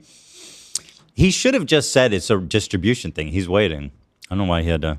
The thing is also, he's like, I've been vulnerable and honest, which again, I respect that he is doing that. But it doesn't mean that you're also get to avoid any of the accountability for said honesty. You know what I mean? Mm-hmm. Overall, I still think I like Casey. I think he's a good guy. But, you know, I'm just speaking facts here. Don't burn that that bridge yet until I meet him. No, I won't burn the bridge. Thank you. Yeah, Casey, hold on to that for a while. Me and Casey are dogs. We text. Yeah, remember I got you that birthday. That was still the nicest gift anyone's ever got me. Really? Lena was crying. Oh my goodness. Oh my God. Because she knows, like, train track. Me and Casey. Who do you kill? Be totally on. You can kill me. It's totally fine. When I was just fans of you guys, or now just knowing? fans. Just fans. Oh, just fans. Job aside. Just fans, Casey. Okay. But now knowing you. No, well, sure. Yeah. There's a lot more at stake. But just fans. Okay. Wow. How's that feel? You're dead in one hypothetical. Listen, Casey's an extremely accomplished and innovative creator. You're being humble about that. That's good. Casey, I watched to learn. To you, I watched you for entertainment. Like, I learned a lot about filmmaking from him. Yeah. I will remember that during the next review, but kidding, of course. We love Casey. Mm-hmm. Reasons, most of them bullshit, and it sucks, but we didn't get distribution. And to underscore the effort with which I put into distribution, like, we premiered at the biggest... What's with the Kool-Aid gum? Is somebody advertising No, Kool-Aid? so Jeff gave him Kool-Aid. He said, I got you this gift since you're still drinking the David Kool-Aid. Oh, that's funny. Okay. That's awesome. Nicely done. We like that. Film festival in North America. Like, it played 6... Someone said there's a huge ego coming off Casey. For sure. Casey has a huge ego. There's no question about it. But he's also accomplished a lot. So, like, it's not completely unwarranted, but I also think he's being overly defensive here. I do want to say also, Jeff is very open about Casey being a big inspiration to him and him learning a lot from Casey as well. So I commend Jeff for being so upfront about all this to someone he looks up to. Yeah, it's nice. I think Casey, to speak nicely of him, is very generous with the way that he outreaches and helps other creators and stuff. So, you know, it is what it is. Times at that film festival. Yeah. It was reviewed by every industry magazine, every industry website out there. I think we had 25 reviews, most of them positive, most of them negative on David. But we did everything we could to get that movie out there. I hired a public relations company to get us lots of press and a sales company to sell the movie. And another important distinction here is that, like, I had myriad opportunity to take on funding for this movie. I never did.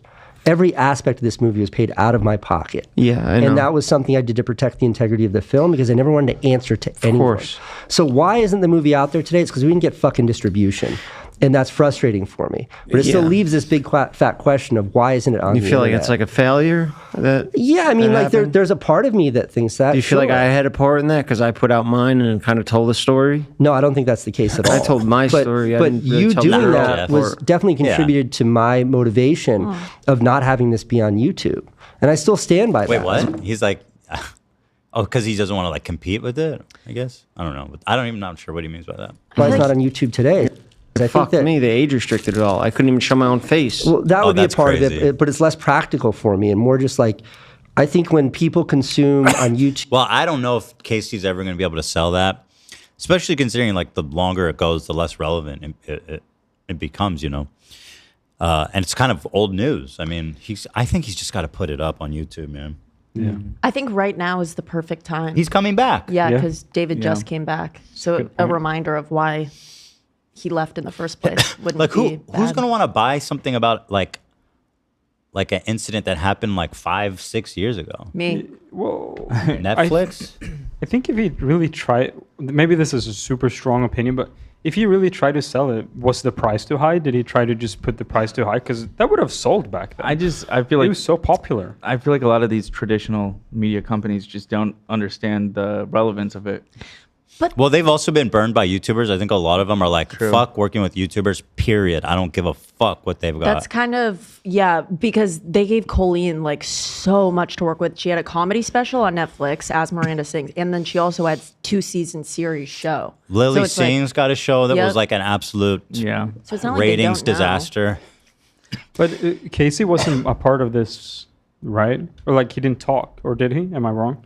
He didn't really see him. He was in the. He narrates some parts. I just of it. narrates. Yeah. I may or may not have seen a leaked version. I realize I just. Where? Wait, where did you? I when was did you- looking for did one. I mean, I saw it, but is there a leaked version online you can watch? No, I dreamt it. I know. I think he said it in I this don't think interview. it doesn't matter. You can say you watched it. He sent it to me. I mean, I watched it. I've been looking But where- for it. I was looking through Ethan's window. oh, okay, that makes sense. So, what did you think of it? I thought it was interesting, and I feel like a big reason why he's so hesitant about like he wants it to be released properly is because he put so much into it. Because I think moving out here, he thought David and that whole crew were going to be like his content creation gang out here. Yeah. And then things went south with this documentary, and I don't know, maybe that even contributed to him moving back. I think he probably just hated. I think he. I mean, no, I know he missed New York He had a lot, like, but they got a house near like Venice Beach. Yeah. And he said like at night, like, because there's a whole bunch of like transient ruffians around there, especially at night. It gets very scary. It turns into like an alleyway from Gotham City where they've got like fire and barrels and shit. Like that's so what it's like down scary. there. I went there once when we first moved here, and I was terrified. Yeah, you it's funny because during the day it's like this beautiful tourist area, amazing. Yeah. But once sunset comes, bro, you need to scurry. I won't go to Venice anymore. I just won't. Living here long enough, I just can't deal with it anymore. During the day, it's nice. Nah, it's fine. dude. I saw the devil there, and I'm Jewish. You saw the oh, is that where you saw someone sig heiling? No, that was Santa Monica Boulevard. Oh. What'd you see the devil there? What does that mean? And this dude was like, fucking like, I don't know what was up, but he was carrying like an upside down cross and shit, and I'm just like, nah, man. So what? It's just a random dude. It tripped me out. Oh, you're so superstitious, aren't you? Nah, that wasn't it. It's just like there's people around there trying to scam you with like their CDs and shit. And There's a lot of weird, strange characters there at all hours of the day. yeah, and then you got like the Cosmic Crusader, who's a dude on roller skates playing the shit guitar, and it's just I've had enough of it. Dude, those CD guys are fucking crazy. The which guys? They hand out the CD. Oh, the and CD guys. So they pushed it to my chest, and I took his arm off like this, and then he did boom on my chest like that, full force. Does he think that that's gonna make you keep it? Like, No, he got mad because I took his arm off me, and he just smacked the shit out of me. They force it in your hand and tell you $5. Scared the shit out of me. Yeah, dude. then they like try and hustle you for the money. Yeah. You're muted. Lena's attempting She's to muted. speak, but she's been muted. silenced. Oh, hello. Oh, hi. Hey, guys. Hi. What was I even going to say? Oh, AB, whenever we have like family visiting and we take them to Hollywood Boulevard or Venice or whatever, I don't know if we've taken them to Venice actually, but he always says if someone tries to offer you a CD, don't take it.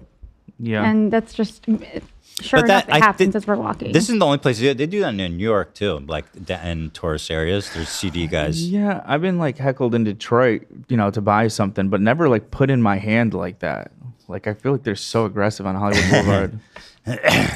But anyway, he was saying he had a house down there, and like they were getting like people threatened and like broken into and sketchy, so they had to like move houses. I think he just had a bad time here, just an unlucky bad time.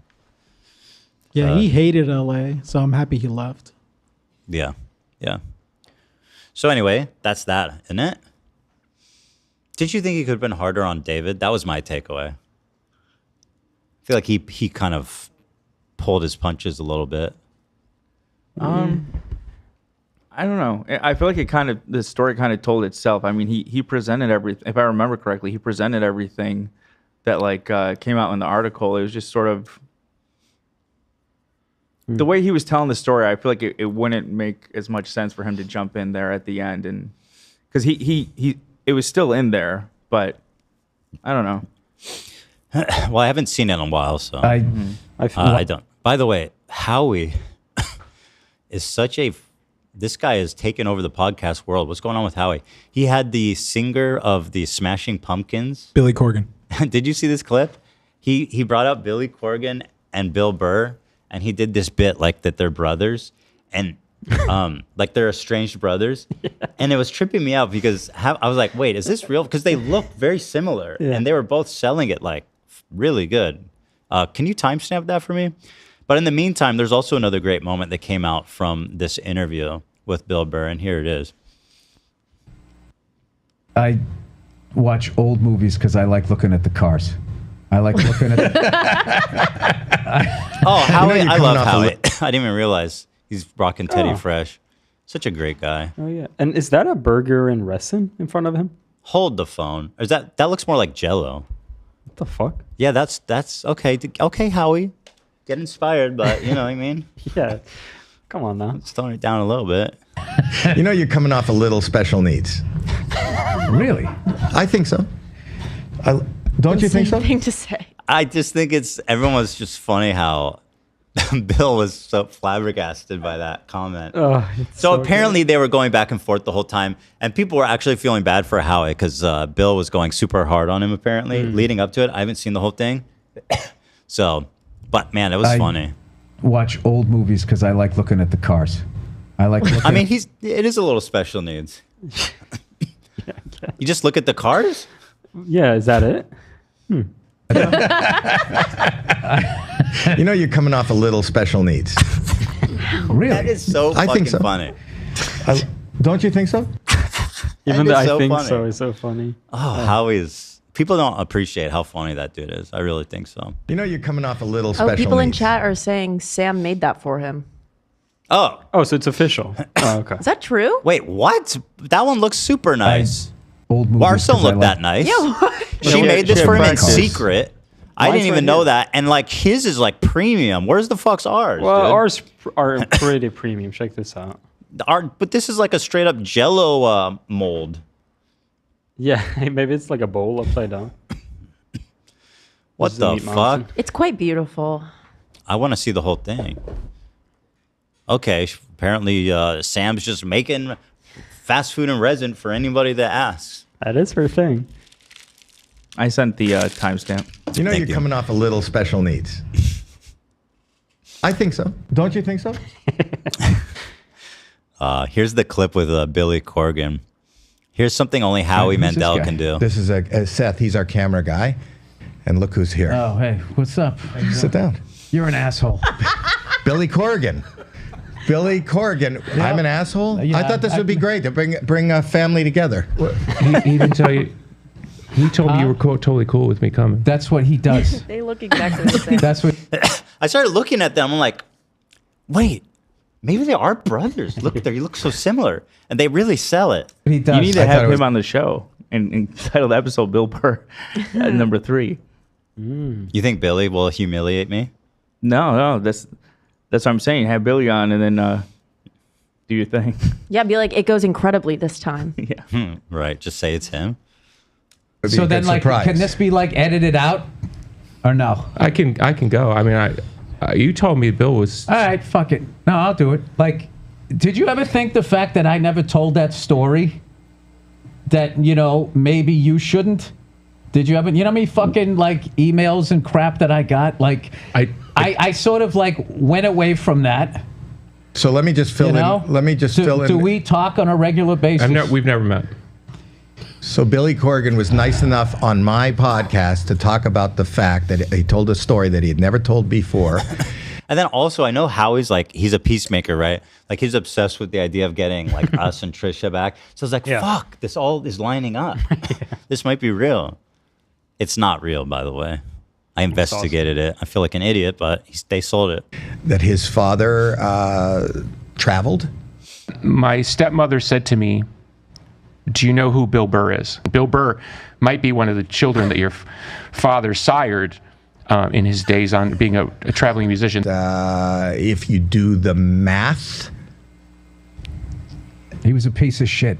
And he had two kids this close together, and he named them the same fucking name. He thinks it's different because he's Billy and I'm Bill. Like, that's how he told the difference. Well, I was Bill when I was young. But you're right. I mean, with all respect. I just thought. All right, well, whatever. You know, it's not that I don't like him. It's fascinating. I feel like it's real. It reminds me of all of that shit. So, you know, it's like, it just seems more of the same from what I've been hearing. All right, whatever. When they both move their hands, it's like, oh, those are brothers. They're brothers, dude. What the hell? I mean, I like your music. Appreciate that. Okay, great. Would you? Oh, you know what'd be cool if you let your brother play drums. Well, the fact that he said he can't sing, I think that sort of disproves that we're related. Come on. Because I'm not funny, right? You know what I mean? So it goes both ways. Listen, you've done well for yourself. I'm happy for you. You know, but I just would prefer if you just kind of didn't go around. No, not telling these fucking stories. Like, why did you feel the need to do that? Okay, can I give you the setup on all this? Because it's his fault. You can do whatever you want because you kind of already did that. Okay, I'm trying to be respectful. Now you are. Okay, no, wait. He told me you were cool with me. You're a Cubs fan? This is real, right? Like, this is real. I'm captivated by this exchange. They're blood. I can see that they're related by blood. They have to be. They have to be. Mm-hmm. Did I miss something? AB, look at, they said maybe like they have the same dad but different moms. I think that's what they said. Mm-hmm. Is that possible? Is it possible? Or am I really that fucking gullible? That fucking tracks. Theo Epstein. Fucking Wrigleyville. Bunch of cunts. Southside's where it's at. What's up? Do you want me to tell the story? Yes. Okay. So, he owns about 80 buildings in this area. I don't know if you know how rich he is. But anyway, so I was working in another building, and I came out the building, and the first thing he said to me was, "Here comes Bill Burr." And I said, "Do you know that story somehow?" And he said, "What story?" So I told him privately that story. Mm-hmm. He said, "Oh, you got to say this on the air." Yeah, but he always does that. He does. Because that's the thing. He's bringing in here not because he's trying to heal the bullshit that we went through growing up. He's getting here just for the fucking ratings. That's the guy true literally also. accepted a fucking award. I think there's a little I love Howie. I think there's a touch of altruism, but mostly he just wants good content, which is fair. I identify. Obviously, when I do things, it's mostly altruism, but of course. There's a little bit of goblin that we all feel inside. I love how he's just sitting there, like so like he doesn't care anymore. Like oh my god, he could be the third in the middle of a 3 Baldies. Yeah, 3 brothers maybe. You think I could be another Billy? No, I'm saying no, Howie. Howie if you shave your head. It'd be funny if I get Howie in. And I should do this to him, find a bald lookalike and say that they're brothers. Yeah. What about Hawk? Dan. Whoa. Hawk? Dan. I mean, Dan? Do they look alike? Not really. They can be brothers. Everybody the age looks gap. like Dan. The age gap. Wait, they can't be brothers? Yeah, their age gap is crazy. Well, it's not that much. 30 years maybe? Oh, 20? that is a big gap. That's a huge age gap to be brothers. I guess. What? Oh, maybe not? Cousin Tim would have had a 68-year-old brother. Wow. Hold on. Howie's almost 70. Okay? Mm-hmm. Dan is like, what, 35? Mm-hmm. Yeah, that's like 35 years. That's pushing it. That's pushing the believability. Parents get bored. If Howie's mom had him really, really, really young, like and then 15, maybe if she did, 14. if maybe she froze her eggs and did IVF, I think that timeline could work up. Oh yeah. Well, they could still be brothers, just different moms, right? He just. Oh, true. That's a better Incredible lore. point. If That's their better dad lore. was like some like trophy wife in his later days type of thing. This article says that they were just playing it up. Yeah. Okay. I mean, that's the obvious answer, right? But they're so good at it. Could we do like a long lost nephew? Shad is suggesting a son, maybe. I'm gonna think about it. Yeah. I think we should goof on him though. Yeah, sure. We're due for a Howie visit here pretty soon. It looks like they did something like this on Deal or No Deal. They had a fake Howie lookalike. Let's get him. Why don't we get Rob Schneider to come and shake his hand again? Nightmare for Howie. Rob Schneider was already banned from this office even before that happened. Rob Schneider is such a douchebag. Oh my God. He's the unfunniest douchebag in the world. He's super MAGA too, by the way. Oh, yeah. Oh, this is fantastic. Look at this. That's pretty funny. I love that. Alrighty. Moving right along. Have we talked about this Luke Belmar guy? I'm obsessed with him. I don't know if I've talked about him though. We talked about him a little bit. Yeah, once or twice. So this guy, every time I see a video in my feed, I click it. Like I am his #1 fan, I think, because like the shit he says is just so dumb. It's almost like he doesn't even think, and then he clips it from like totally weird, arbitrary spots, and he acts like he is the most accomplished person in the world. And you know this guy's not ever done shit. He acts like he's a billionaire. And then, so he has this video of him bragging about getting drinks with Tristan Tate. Oh, yeah. And one of the clips I found on my feed was randomly this account that I was flabbergasted by, drinking with Tristan Tate. And it's just, all they do is post this clip. Is it getting views? Yes. And then it's interesting. One day, it starts getting significant amount of views. Look at that. Like one of them has like 1 million views. Let's see, down around here, yeah. If you click Reels at the top, it'll show you. Yeah. So look at the views: 50,000, 30,000, 30, 30, 30, 50, 50, 60, 430, 80, 200,000. It's fascinating. It's funny because I've seen this clip probably 10 times. On my real feed. And it's a very funny clip. Yeah, it's great. I watch it every time. I was with Tristan Tate and we were drinking, right? We were drinking and like it was crazy. I was with Tristan Tate and we were drinking, right? We were drinking and like it was crazy. I was with Tristan Tate. Imagine like you can't even get in with Andrew that you're like settling like, no, I was with Tristan, bro. It was sick. Oh, nice. Andrew wouldn't hang out with me. I wasn't cool enough. I love the description of the page. Follow the journey to learn why drinking with Tristan Tate was crazy. It was with Tristan Tate and we were drinking, right? We were drinking and like it was crazy. Ah, man. I love him. Luke, it was crazy. Luke Belmar. Tristan Tate. There it is. Look him up, guys, if you want to improve your life. If was you want to crazy. make money and fuck bitches. Should we get into Baldoni? Yeah, I'm just looking to see if there's anything else that we missed.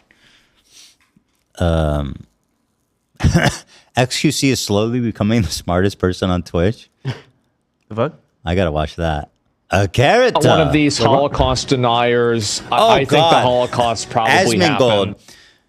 Oh, jeez, Louise. He had a take that was so crazy on Twitch. He said, you'll see what he says here. Probably it's all self-explanatory. One of these Holocaust deniers. I think he says he's not one of these Holocaust deniers. The Holocaust probably happened. I think probably 99% certainty it happened. Brother, yes, I don't mean to pull a Hasan on this, okay, chat? But I will actually pull a Hasan on this, okay? Like an overreaction. I think this is a topic. I think that this topic is strong enough or important enough to not even leave up to interpretation, even the 1%. That's, guys, this is my current take of the day, okay? This is a topic that's serious enough so that we could say and leave with 0% of uncertainty and say, yes, this did happen 100%. And it's full stop, whatever you say that, 100%, and leaving interpretation to 1%, you know what we're gonna do. Well, dude, not 100%. Well, this says this says that. I don't know. And then it wedges further, and it will use that percentage to widen like the dialogue, which it's not a dialogue. It's not a dialogue. The United States went to the moon. It's not a dialogue. True. It's just not. I like. Who are you talking to? Elon, please gauge. Why did they? First of all, I can't tell if it's speed up, Nate. I have to say, as someone who's been dealing with this shit, I genuinely appreciate what he said. But I want to say of Asmongold that I think it's so funny that like this is fence sitting maximum. Like you have to hedge if the Holocaust happened. Like your fan base is insane if that's where we're at, Hasman, where you need to be like, I'm pretty sure. By the way, I don't understand these Holocaust deniers because most of them are like, it happened, but not as many as they say. It's like, okay, so let's even say you're right. 1 million Jews died, let's say, instead of 6 million. Does that fucking change the narrative? Yeah. Right. No. That's what Asmongold says after the clips. Like, I don't care how many people died. It's still bad or something like that. That's also hedging, though. Yeah, but it's like there's a big... some people will be like, 30,000 died if you do the math or whatever. It's so painful. I used to be a big fan of Asmongold. And like with was time, crazy. I started like tried to defend, but like, brother, there's a new clip every fucking week. Yeah, it's pretty incredible. That's like he's so set on being fence sitting, hedging. It's embarrassing. It's crazy. You know, you're coming off a little special needs. Also, like, it's not even. It is, yes, considered fence sitting, but anytime you have like an inkling of like doubt about it, you just sound fucking stupid. And like, obviously, everything else you say after this is going to be wrong. Oh gosh. But and it's just, you know, I think Asmongold probably he clarified. I guess he said. Not enough, but yeah, he tried to. He tried to walk it back. clarify. He said 99.5. Okay, it's a little better. Yeah. But at the same time, you know, beggars can't be choosers. Shit, he said 99%. I'll take it. Dude, it's so funny. I'll take it. Fuck it. Yeah, that's an improvement for probably most for his audience. Maybe I don't know. Yeah, it's so funny. People in OTK, the organization he runs, is like, we're losing sponsors because people are clipping shit and posting it on LSF, and then Don't you say have fucking. stupid shit. Then you have Asmongold saying shit like this. What the fuck do you guys expect? They're clipping it because you're saying stupid shit. Exactly. Oh my god. Even if you're like, oh, they took me out of context and I clarified afterwards, it's like, well, just don't say that then. Mm-hmm. You said it, GG. Just don't say that so they don't clip it. I was with Tristan Tate and we were drinking, right? We were drinking and like it was crazy. It was so, I got a cramp in my neck. Oh no. Karate chop. He kissed his old nasty pig stinking neck. I gotta say, XUC, he gets stuff wrong with like the gambling and stuff, but like all that aside, I do think he's like a smart, good guy. It's hard. It's a weird dichotomy, right? Because on one hand, it's like, fuck, man, what you're doing is so sucky with the gambling. But on a lot of topics, I hear him talking, I'm like, this guy knows, man. Yeah. Sometimes that's my boo. You love him. Sometimes I do. He can take care of you. I don't think you think. You Hell think yeah. you could? That's the thing. I mean, it might not be like the cleanest money, but he'll take care of you, girl. Oh, financially, yeah, he financially. could totally take care of me. You're taken care of. I was like, do you think he'd make me soup when I'm sick? Maybe. Probably not. No. I don't think so. I don't think he makes soup for himself. You know what I mean? And that's so important to me. He'd order soup. He does? He would order you soup. Yeah, he would order you like is that gallons. I'm. He'd say it's outside the door. They just dropped it off. I am so sure he would order you soup. Wow, that's great news. Did you see his diamond necklace he was wearing at that party we saw him at? No. Oh my god, it was massive. He was Really? standing right in front of me, and I was. That's I don't know, my Detroit side was just looking at it. I was like, man, I wonder how much that is. Look at that piece. Should I ask him? Like, no, that don't ask him. He's so fucking rich. It's crazy, man. Yeah. If you told me 5 years ago that streamers could make that much money, wow, good for him, I guess. You got to be one of the richest, right? After that kick deal. Yeah. Crazy. He might be just from all the gambling stuff. Yeah. And then the kick stuff. He's the biggest streamer that moved, so, and one of the first too. So anyway, I genuinely do appreciate that. So you know what I mean. Thanks for riding for us. He was really nice. I think that everyone we met that night, he was. Really He was cool. very nice to me as well when we talked when we met at the streamers streamies. Alpha Bro with tight pants. We're getting close to the main story here, guys, but these are all very important stories. You're not getting it. You're not comprehending that you are really looking at a real live king. So you cannot break me. I will break you. Dude, those are painted on, bro. I love the comments. This is how tight my budget is. Someone said his farts are coming out of his socks. He's dressed like avocado toast. Oh, shit. It's so funny. This is a weird alpha trend, the tight pants. It's not just him. We see it all over the place, but this guy is definitely the king of it. I'm getting it. I don't understand that. He's dressed like avocado toast. What does that mean? He's the center of the avocado. Oh, no, I'm sorry. The toast. The toaster is pants. And, then the avocado. I thought that was the pit of the avocado at first. Wait, hold on. It could also be seen that way, maybe. If his pants is the bread? Yeah. And then what's the avocado? His green shirt. His shirt. His shirt isn't green. It's very green. Okay, it's not very vibrant. Well, then me and like 15,000 people. I guess it looks you're more right. dark. Yeah, it is dark. It was a stretch, but it was a good comment. I mean, but everyone was on board. Okay. Comprehending that you are really looking at a real live king. Oh, I'm looking all right. That Can't king look would away, match man. his green shoelaces to his top for sure. The problem is, if you're going to wear pants that tight, I better see a dick imprint. Otherwise, like, that's a self-report. Dude, this guy... Like, where's his dick? There's no extra space there. Yeah, I don't... It's like just balls. It's so tight, it's giving him a scared turtle, man. It looks like a division sign, maybe. Like, did he tuck it? Because that would be like... There's no space. There's no space there. I think it's just a small one. So that's what I'm saying. I guess he's owning it, but with pants that tight, you know what I mean? Dude, you're gonna say a lot. It looks like the pants are flared too, which I find is very funny. They kind of pop out at the bottom. Not only that, because he has thick ass fucking legs too. Like, this guy works out, obviously. Oh shit, I love it. Crazy part is he tried these pants on and said, "Yep, these are the ones." So this showed up naturally on my feed on Reels, and I went to his profile, and all of his videos are like this. Oh. Part of me wonders, is he doing it on purpose? Well, I thought he might be when he was like, "You don't realize what." I thought he was gonna be like tight pants king. Dude, I thought he was gonna stretch and they bursted. I was gonna say if he picks up some weight. Oh. Yeah. Is this him? Let me see. Chat is suggesting maybe he's tucked. He could be tucked. You think he tucked his dick? He could if he's doing That's a performance pretty art extreme. type thing. No, because you see the balls. You do? Yeah. We have some other then that examples in the theory's doc cooked. of his tight pants. Here he is. Let's see what his other content is like, just to see if he's kidding. I mean, it has You 34 got likes. that light on you. Oh. It can be a positive light and it can be a negative light. But keep in mind, when you're not liked, that positive light can be a negative light simply This guy's- because they don't like you. Keep that in mind, my friend. I didn't follow. That was very hard to follow. Yeah. With the negative light and the good light and the... Yeah, it's tricky. And then they're going to like... This guy's being for real, by the way. Here's a picture of him with a wolf behind him.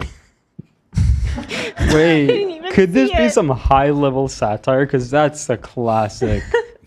Whoa, that's funny. The leader of the pack. America was not built on fear. America was built on courage, on imagination, and on unbeatable determination to do the job at the hand. Harry S. Truman. My man. Let's see. This... Oh, here. Guys. Whoa! The best motivational speeches The patch on his sleeve. comes from the best motivational speakers is because of number one, their pain, and number two, their success. Keep that in mind, my friend. You better find a way to get your doggone focus together. Hell yeah. Going to college and training like you some type of high school athlete ain't gonna get it. You have to envision yourself in the NFL. You have to envision yourself as a professional basketball player. Step it up to that level. Have visions of your families in your mind. Mine. Oh my God. All that, if we can go back to high school mentality, that shit over. You better clock in now, or you're gonna be old without. He's not very good at.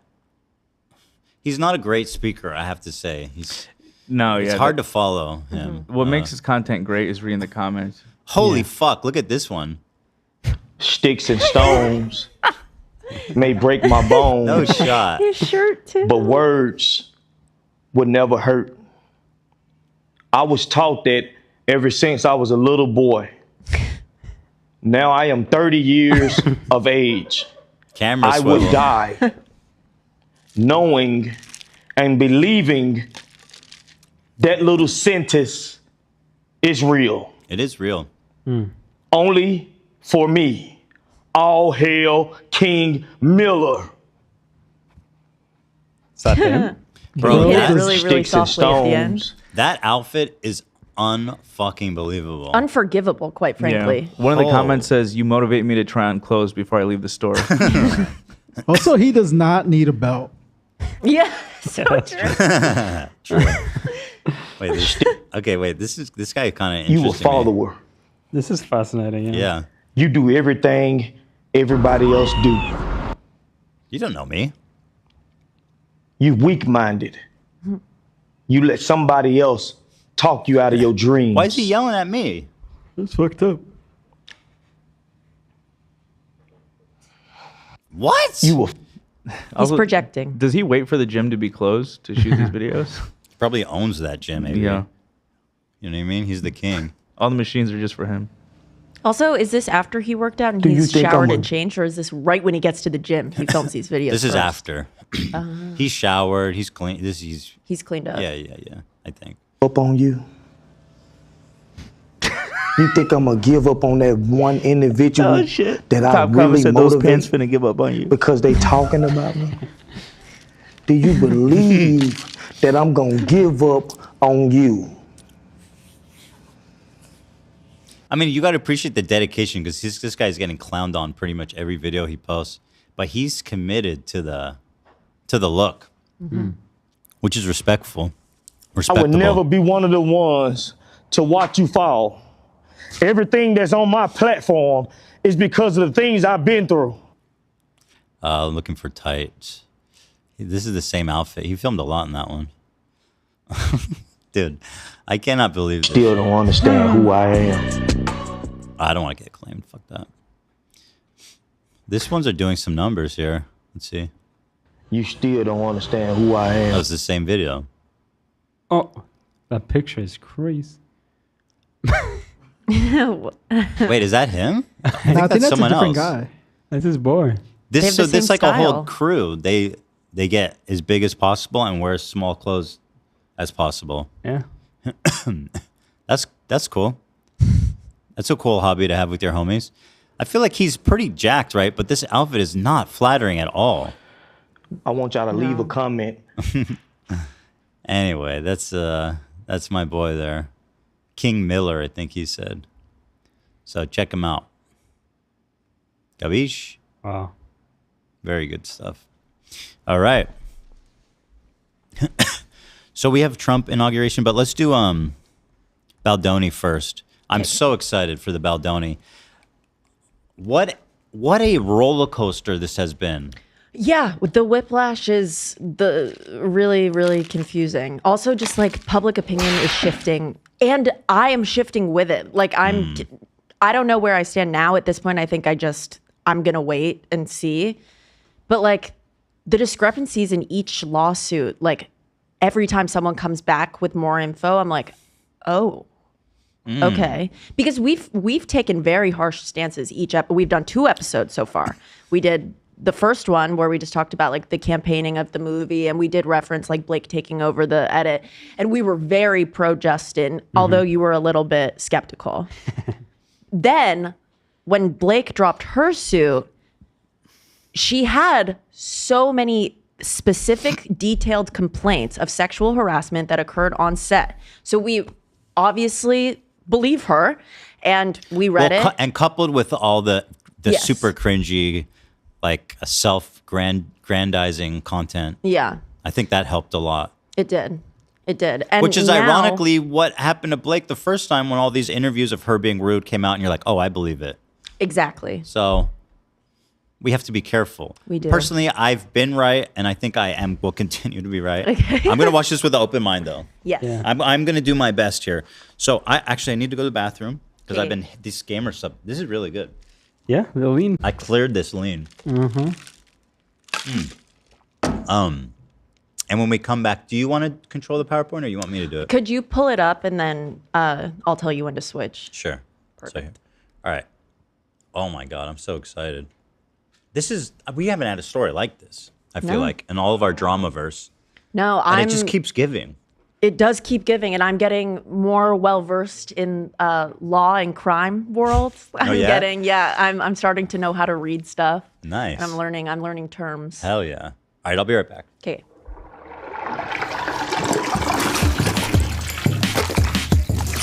Yeah, we're me and Love are pulling it up right now.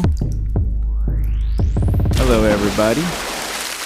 Okay, this is from Ed for $20. It's for Ethan. Ethan, I'm on a delay, but Trump's team played a big role in. We'll ask Ethan when he gets back from the bathroom. Next, let's get some non-Israel-Palestine donations, huh? Let's go. Let's give me a chance here. Let's move quick. All right, Love, I can't see anymore. All I got's the one Israel and Palestine one. I'll take a look. Love's taking a look. How are you guys doing today? Good. How are you? Good. You know, I wanted to watch Wicked last night, but I didn't get a chance. Oh my God. Can you wait until, can I come over and watch with you guys? Yeah. I'm so serious. Yeah, Nicole was over, and she's a big fan, so. I would literally love to. Hey, Nicole, if you're watching, I would love to hang out with you too. Wicked night. You're going to love it. I hope so, because I don't want to have to lie to you if I don't. No, you'll love it. And then you won't tell me if you did watch it and didn't like it. You'll just be like, I haven't seen it yet. Enter Chasman says Ethan should shave his head, and he and Dan should dress like Howie the next time he comes in. That's a fun idea. Ethan seems always down to shave his head. I give him credit for that. I would never. The Howie episode with Matt and Evan was amazing. I don't know who that is. This is a streamer award kid. Oh, right. The name Game 3 award. books, that guy? Yeah. Billy is a massive Trumper, has been on Alex Jones. Overall, kind of a douche. Thank you, Tyler, for $5. Howie on Tiger Belly was crazy. I didn't watch it. You guys watch that? I watched it, yeah. I watched the funny part where he woke Bob Willie up. Oh, okay. Bob Willie was sleeping, and Mandel ran into his bedroom or something. It was very fun. Have you guys ever seen the podcast episode with his daughter where they talk about how he left her at the circus on accident when she was little? Wait, who? Maybe, is that Bill? This Bill guy doesn't sound very nice. Kind of a douche. Iron Lung is somehow scarier than regular deep sea exploration because you're inside a desolate moon's ocean, so it's double spooky. I haven't even heard of that game. Have you guys heard of it? You're at the bottom of a sea on a distant moon? That sounds pretty sick. That does sound fucking cool. Yeah, that sounds kind of cool though. Hi crew, my friend Grayson and I are H3 super fans. What? And he just turned 21. Could you guys wish him oh fuck, I lost it. Him a very happy birthday, 21. Zach, you got us? They didn't ask for the soundbite. Help us out here, Zach, please. They fucked up. Nah, you guys gotta. Well, happy birthday, Grayson. Happy birthday. Fuck you. Happy birthday. Yeah, there you go. You got AB. Dude. 21. Fuck you. Wow. Gracious with the sound bites today. The last weekend, I got a soda stream and whipped up some Sigma Brain soda with our custom Gamer Subs flavor. Sheesh. Oh my lord, soda streaming like random liquids is very scary. It'll fill like. Have you guys ever done it? If you do it with juice, the whole thing will blow up. I tried it once. Really? Yeah, it's like it'll like overflow or something. I did it once in my friend's kitchen and it ended horribly. It's not a good time. There was a question for me? Oh. We can skip it. It was the only one that was showing up. It said, I can't find it now. It's something about Israel and Palestine. I'll answer. Well, if it's an answer, I'll say it. I explain a lot of my position in the coming video. Clarify it if you're curious about that. Yeah. But I'm curious, what did they say? I'll field questions. I honestly did not even know how the hell to find it. Alrighty. Thanks for the question. I don't know if it was a question or a statement. All right. Alrighty. All right. That was fun. Thank you. Yeah. For your contribution. That was good. Very good. That was really good. Peace and love. All right. I love this. It never ends with us. So good. Thank you. All right. You just tell me next. Okay, so are we doing an Olivia intro? Oh. Of course we are. My fave. Ready.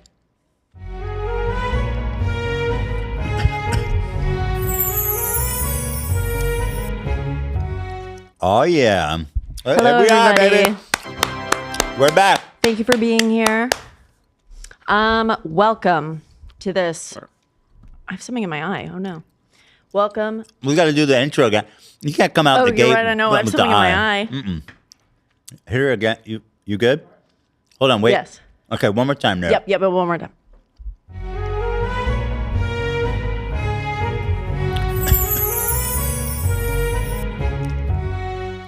Hello, everybody. Welcome back. Wow. Thanks. We're back. Thanks. Okay. It never ends with us. Mm-hmm. Previously on the H3 podcast. I'm not next. end this. Previously. Hello? What? You talking to me? What's wrong? Oh, no, sorry. I was switching the camera so I could see the PowerPoint. Oh. Are we on slide 2? You didn't say next. Next, please. Oh, you're coming off a little special needs. Sorry. That's rude. Previously on the H3 podcast, Don't you we think so? talked about it. This No. first episode we did, we were very Team Baldoni.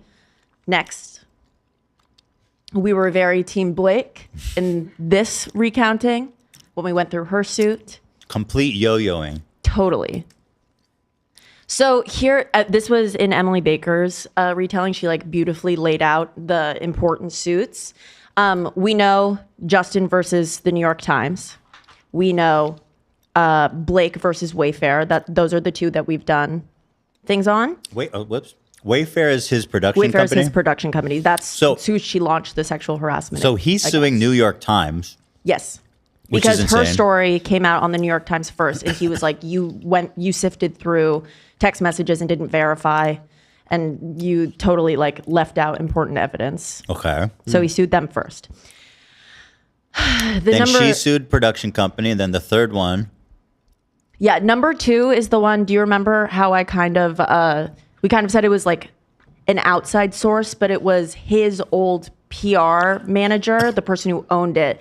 She is suing Justin Baldoni. Yeah, wait, for what is taking, this? So that's a separate one. Stephanie Jones Works LLC Yes. is suing Baldoni. The only important thing to note about this is she is where Blake got the texts from for the HR. What? So wait.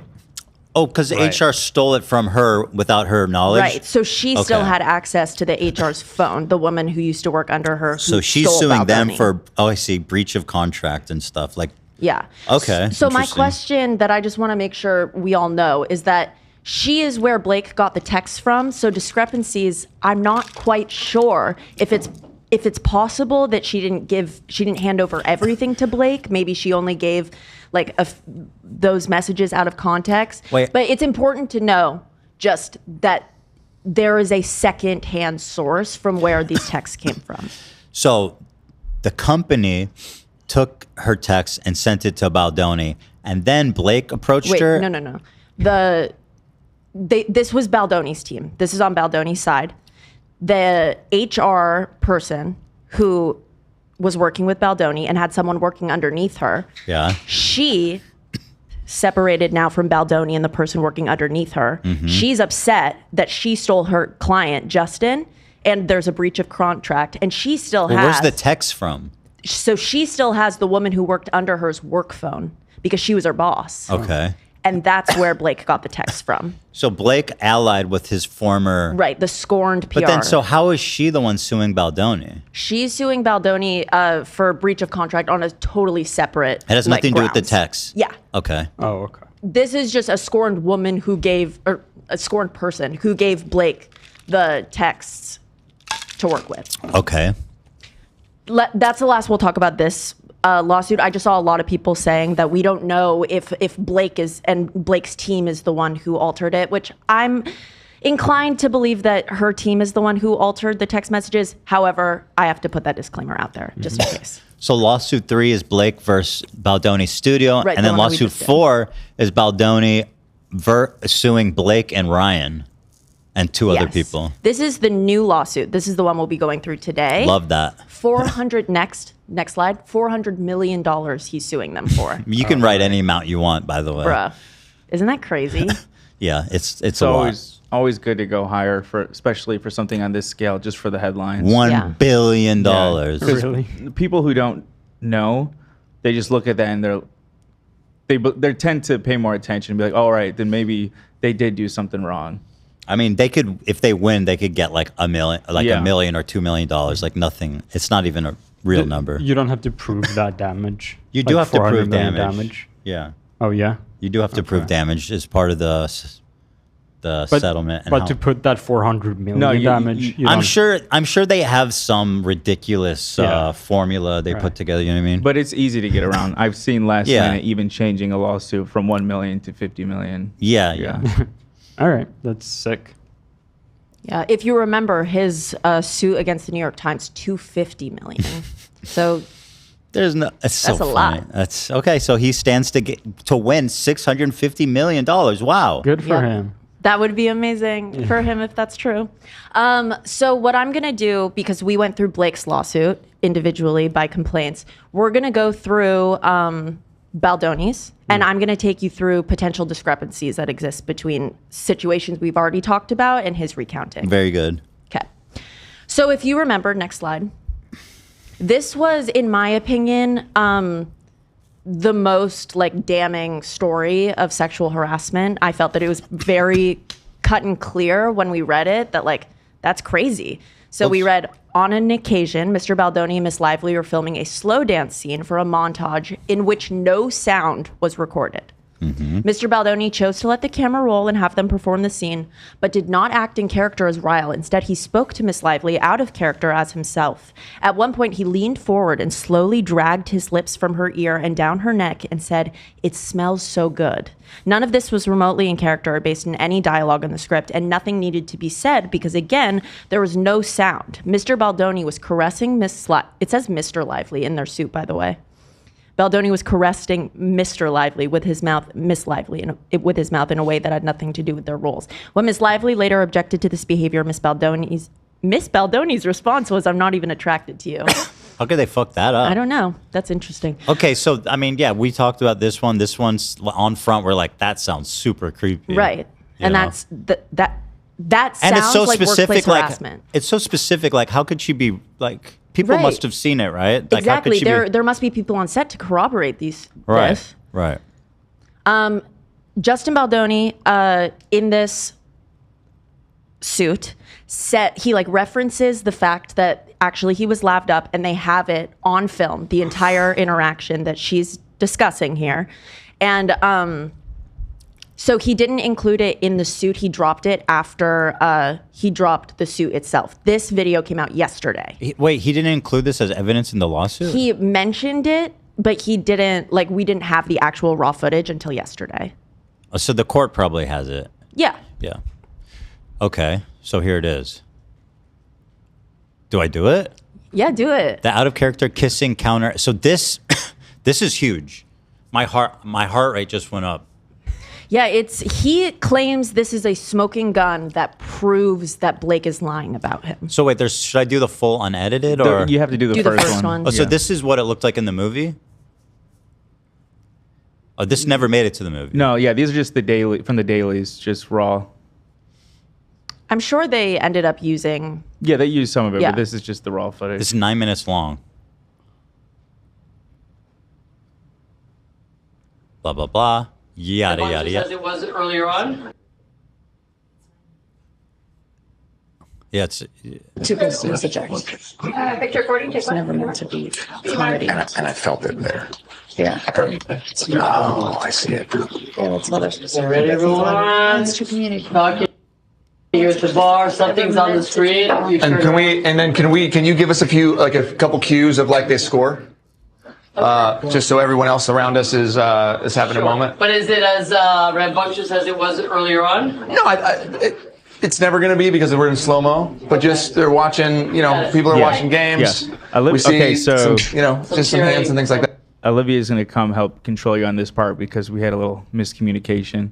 The initial video got claimed, so she asked me to make an edit, but I made an edit of the full. I didn't know there was an edit that she wanted me to edit, so she's just going to Can I show you the important part? go to the important part.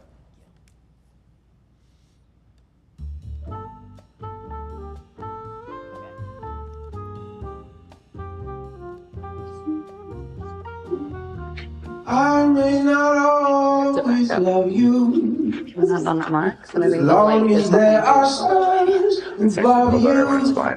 Oh, okay. You never need to doubt it. I'll make you so sure about it. They score! God only knows what I need without you. Is this music? What's this music? The audio must have been If dissynced. you should ever leave me, This is with the AI removing. the life would still go on, believe me. The world could show nothing. Scored again. So what good would living do me? God only knows what I'd be without you. Okay, I think that this is too long for us to go. I want to watch all this. You want to watch the whole thing? Hell yeah. Okay, let's do it then. Or I mean, as long as they're doing. So one thing I'll notice is that there was a moment in the beginning when he started like being intimate, and she was like, "Oh, okay." Like she recoiled. Yeah, Did you notice that? I didn't. Take me back. It's a big moment right here at the start. Hold on.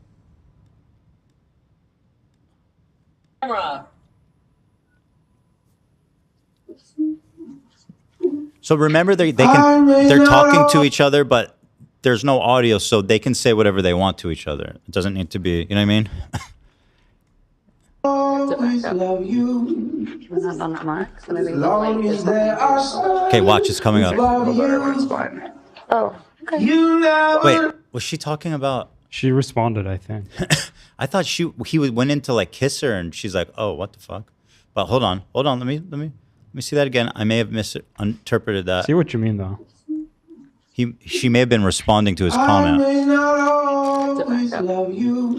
Was that on that mark? So maybe As long as there are stars above you. Oh, okay. You never need to doubt it. There's always conflict, by the way. She's like, I think you should back up a little bit for the lighting is better. He's like, no, it's good like this. Although, to be fair, he is the director. She shouldn't. Yeah. Yeah, that's what makes this whole situation so confusing. You'll see, we'll go into their relationship because he alleges that they had like a very close working relationship. But when you're friends and you're also working underneath somebody, I think that it's just boundaries need to be so put into place. And I do think that it seems based on Justin's suit that there was an intimacy coordinator that was on set for the permitted or the scenes that they were needed for. So that's Let me keep who watching. you would need though. Let me keep so watching. I don't know Let me how keep you could fix it. The world could show nothing. Scored again. So what good would living Now, Blake in her lawsuit alleged what's happening during this scene? So we'll see at a certain point in this video, she references her body makeup and her spray tan. And she's telling him, I think it needs to be more romantic. We're gonna be talking. So she goes, you probably smell, or no, she doesn't say you smell my spray tan. She said, you're probably getting my spray tan on you. And Justin responds with, it smells good. But what did she Hold on, I allege think we just before we missed saw it. the video? Hold on. So she says it's more romantic. Hold on. She says says it's more romantic if we're talking. Oh, you have it written down? Yes. So it's. Thank you for saying that. She says it's more romantic if we're talking. In her suit, it says none of the things that he was saying were remotely in character or based on dialogue in the script, and nothing needed to be said because there was no sound. Which it does. Blake is the one who was like, let's keep She was the talking. one giving notes Yeah. too. She was talking. Right. So that does go against what she wrote. She also says that when he's not in character, he speaks to Miss Lively as himself, at one point leaning forward and dragging his lips from her ear down to her neck. As he says, it smells so good. Okay, let's watch for that. Penalty! Almost good. Yeah. Makes you talk. Here, it says Almost good. we should. This fucking bar. What? Go away. What is this player? God damn. So they should feel like Justin Baldoni says that's why almost kissing is also good. Yeah. Yeah, Makes you talk. but we're still talking, she said.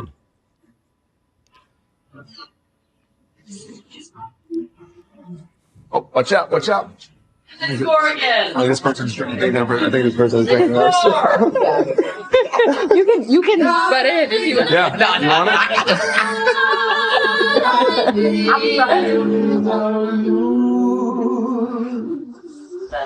If you should ever leave me, Right across again where you your were. life will still go on, believe me. But besides the drama, it's interesting to see how this stuff Mhm. is shot. Listen to all the people in the back talking and shit. You know who's the female voice singing, by the way? Who? Cynthia Erivo. Oh my God, who I was know. that? Girl, Come on. Elphaba from Oh, the that's new Wicked. Alphaba? Okay, Yeah. I didn't know. Alphabasaurus. Yesterday we were in the office and I was watching this with AB and I literally just heard the background music and I go, that's Cynthia. I can hear it. And it was a John Legend Cynthia song. There you go. cover. That's a Beach Boy song. Right, but it's a cover of a Beach Boy song and my ear heard Cynthia and I said, that's Cynthia. She told me that it was initially a Beach Boys song. Just saying. Thanks, AB. Everybody knows that song. You know you're coming off a little I thought so special too. needs. Okay, come on. Howie, that's such a... I think so. Don't you think so? No. Show nothing to me, so I could live in me. Beautiful. Did you hear God that? only knows what I need.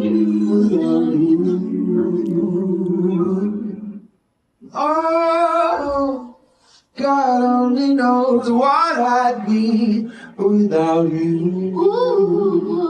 God only knows, God only Can we do a score? Can we do a score? A couple scores? While we're yeah, great. God only knows what I'd be without you. Romantic. We have no issue talking most of the time. Yeah, you're like, what are they saying? without You must know this. They're never gonna find out.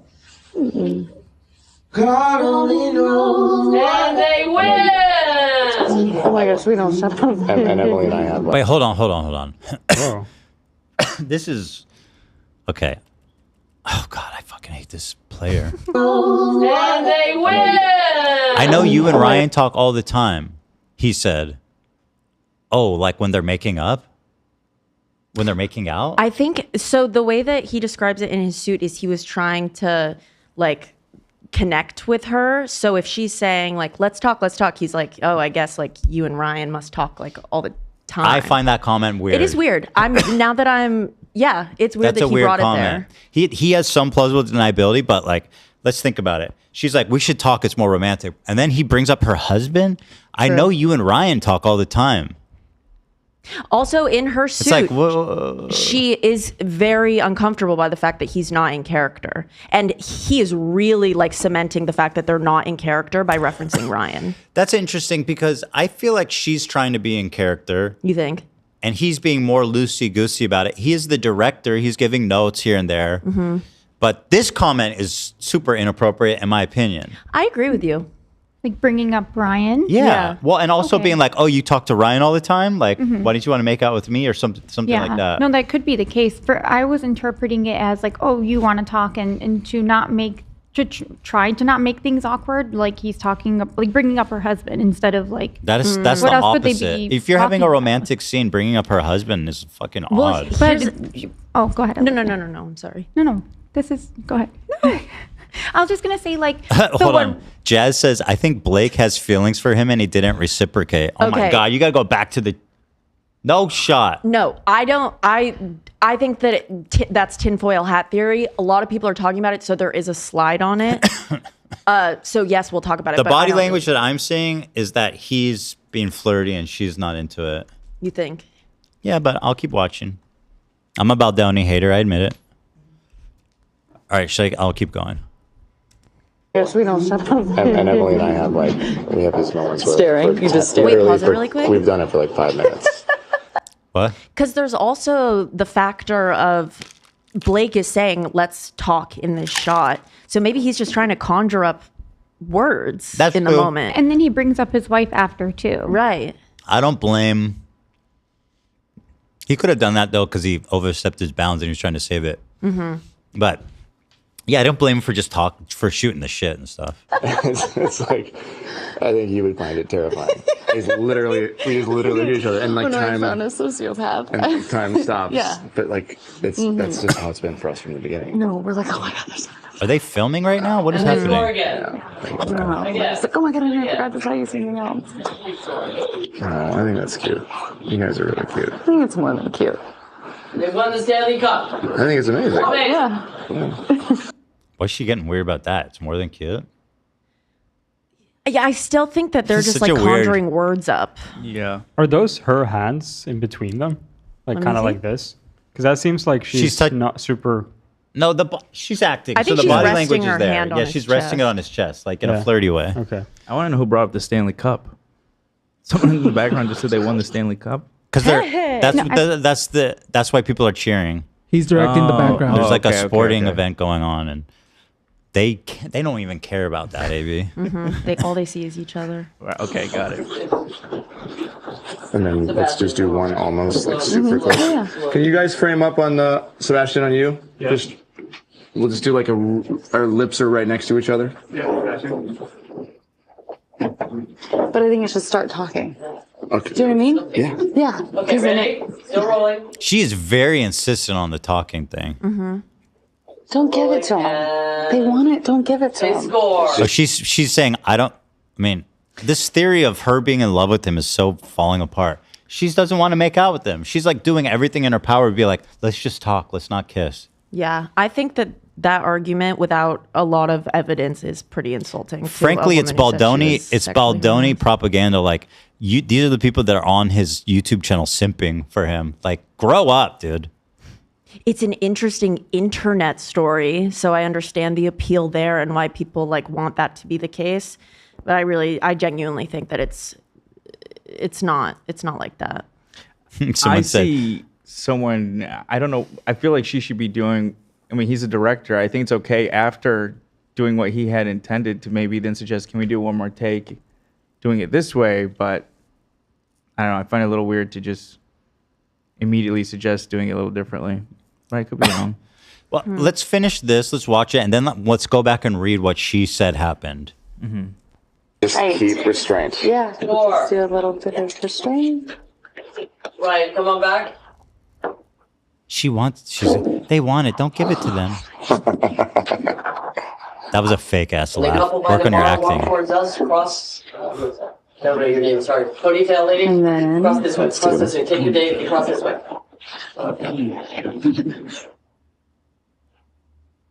I feel so nosy. I know.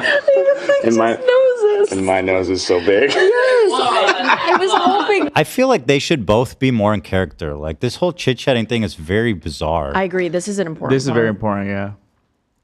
Okay. Go back. I'll go back? Yeah, Yeah, just like just like- 5 seconds, 10 seconds. It seems aimless. Like they just go. If I feel like a plan beforehand. Well, that's what the it would be- intimacy. Yeah. It seems like they should have. This is what we're gonna do. Just standing up there and like doing this feels inappropriate because Well- then you're just I don't know. You can't just go ahead. Yeah, the way, so I've worked with a lot of intimacy coordinators and like plays and stuff like that. The way it works is it has to be so choreographed. Yeah. Like you say something as simple as right hand to the right shoulder, like that is choreographed. So, and it is shown in Justin's suit that like he did try to get her to meet with the intimacy coordinator beforehand, and he, according to him, always would relay the notes from the meetings that he would have with her to Blake. Well, why not just have the coordinator on set? Well, she was also on set. Okay. But you have to rehearse. Like this scene, it would have been much better, I assume. So, or a sex scene or something at the very most. Like that needs to be choreographed before we're on set. That can't be choreographed the day of. We need to know what story we're telling, how we're going to tell it, how we're all going to be comfortable when we tell it. So, by the way, this is a scene without sound, and they're saying it's filmed as part of a montage. So it makes sense that they could just talk about anything, and it would work. But I just find I feel like they should be in character, talking to each other, like you're in character, and I don't know. I just find the whole thing bizarre. But let's keep watching. This is the important part you guys want me to watch. Let's see. I feel so nosy. I mean, it's like just noses. I know, and my nose is so big. My nose is so big. Yes, I was hoping that we could address this. So, she's kidding, right? Hoping that we could address this. It's not too late. Just gotta shut down. We gotta call an insurance month and just deal with that. And then, Cut. Just kidding. No, it's true. That's why we hired Jenny Slate too. Our noses. So, pause it really quick. Something that Justin's case uses that moment to allude to is that she complained that he was talking about her body disparagingly and the way that she looked. When this was seeming, he claims that he didn't brought it fat up. shame her. The nose thing? He did. Yeah. But something that his suit alludes to is that they had a rapport and a friendly I can see rapport that. that could have possibly led based him on to, that, I can totally see that. We're just giving each other. There are text messages where she calls herself a ball buster, and in his suit, it's like, would that have been deemed inappropriate? I can see that. That makes sense for sure. So it's just an interesting So if you're point. like, we missed some stuff. Yeah. They know each other better than that. She's not marrying someone she doesn't know with lots of red And flags. also, when he said cut, he really did back away, and it seemed like he was out of character by the time he called cut. I'm not trying to defend him so much, but, I'm analyzing it. It's the small things at this shot point. is not. It's not let's see. We'll go back and see what she said after this. But I mean, you're like, okay, there's stuff that we don't know. All of it. Yeah. It feels. One step further, Catherine, please. Great, thank you. Let's start on action. Let's just do everyone celebrate it as a game. I'll tell you however she's acting is not the action of someone that hates her co-star. Or she's hiding it really well. But it's made it sound like they were openly hostile to each other Right. in her suit. Something that I was really confused about when reading this is just what, and it also contributes to the romantic theory that people are talking about, is just where did it shift? Where was the moment where their relationship, was it always this hostile? Because no, we have text conversations that we'll get to where they send each other really long things, supporting each other and praising each other. So what happened? What is the moment? And I personally think that it's the fact, I'm not going to say that. So reading through his lawsuit, I got the idea that it was whenever she tried to first rewrite a scene. That makes sense. Scene. Yeah. It's just her talking out of turn too many times. I mean, he's the director. You can listen to the actor, but ultimately it's his decision, right? You can see even in this scene, she's being super pushy about the direction. And look, he's the director. It's his call. He seems open. He didn't argue with her when she suggested doing it differently. He just went with it. Totally. And I read that she didn't answer him after she suggested changes, basically. He agreed to meet halfway between the way it was written in the book and then her changes. She didn't respond to him agreeing to meet halfway for a while. I forget how long it was. Once she did respond, she basically said that me and I have it. Okay, we're gonna get to it, but 2 other people agree that my way of doing it was better, and he kind of just went with it. But starting there is where it really started to go south. She kind of Even in the dance scene, in the longer cut, it shows that he was more collaborative in nature and like accepting of her creative direction. There's a part where you hear her say, "Get the shoes," and she's wearing like these really pretty Louboutins, which actually doesn't even like fit her character, I think. But whatever, that's besides the point. And then you hear Baldoni say, tell the cameraman, "Yeah, make sure to get her shoes." And then like they pan to her Louboutins, which is kind of irrelevant for the scene. Something about oh my God, I'm so sorry, I missed it. You go. No, go ahead. Something about, I forgot it. I was just gonna say, in regards to the shoes, that was one of the first things that leaked about the movie was the Louis Vuittons and her outfit just not matching the character. And a lot of people who are loyal fans of the book were upset because they're like, why is she dressed this She's all way? swagged out. She's not supposed to be like a rich. Yeah, I remember the first Fashionista. part in Justin's suit that talks about her like trying to seize control was the fashion. Apparently she like ballooned the budget suit like a lot, but Justin was like, hands off, it's fine, I'll let that happen. There's a lot packed in this clip. And something else with this clip that I would be remiss if I didn't bring up is the idea of him kissing her neck and like bringing it back up. Did we watch that part yet where he says Was it that in smells the good? very beginning when she was like, "Oh, okay"? That I thought she was talking to him. Is it in the short edit? I sent the short edit, the 2-minute one. I don't know. Yeah, What's happening, That AB? part is the most deeming in my opinion. What is happening? Oh, my face? Yeah. It's my ears Your are ear- starting to get red in my face. Feels like it's gonna explode. Why? Is it just one of these weird like you eat something and your face gets all hot? This happens to me every day of my life, and I'm trying to solve it. I bought this yesterday. You seen a doctor about it? Yeah, no doctor knows what it is. This is a fan that shoots at my face, just AC. It shoots it up like that? Yeah, it shoots it up. I'm kind of afraid it's gonna explode one day, but it's a nightmare. Does anyone else in your family have that? No, no one else has it. I've never met another human that has it. And it's painful? It's very like irritating. Like I can't focus. I'm like burning up. I'll even like at home, I'll put on like a jacket and just sit in front of the AC. Like I have an AC. Holy shit. So it's hot. It's a hotness. Yeah, it's very hot. Yeah. What the fuck? I'm thinking. Which maybe parts are hot? Show me with your hand. My face. Your but whole mainly face. My ears. Your You ears. kind of see it like starts here, and sometimes it'll be one ear, sometimes it'll be both ears. What kind of doctor have you talked to about it? I've talked to a few. I've talked to an allergist. I've talked to just a regular family doctor. A few family doctors. An allergist couldn't help. I wonder, like an ear, throat, nose specialist. Because if it's related to the ears, I don't know. Yeah, I don't know. I've had my thyroid checked. Don't know what it is, but it's. Let me ask ChatGPT. Hold on. I've tried. I was literally on ChatGPT last night for like an hour asking it questions. And it didn't give you anything useful? No. You need carnivore diet stat, dude. Yeah, have you tried the carnivore diet? To help with the inflammation. I'm trying to figure out what it is. A few years ago, I thought it was gluten intolerance. That was my initial thought too. Yeah, I mean that did help when I. How long does it last? About an hour, half hour to an hour. Did you have any gluten recently?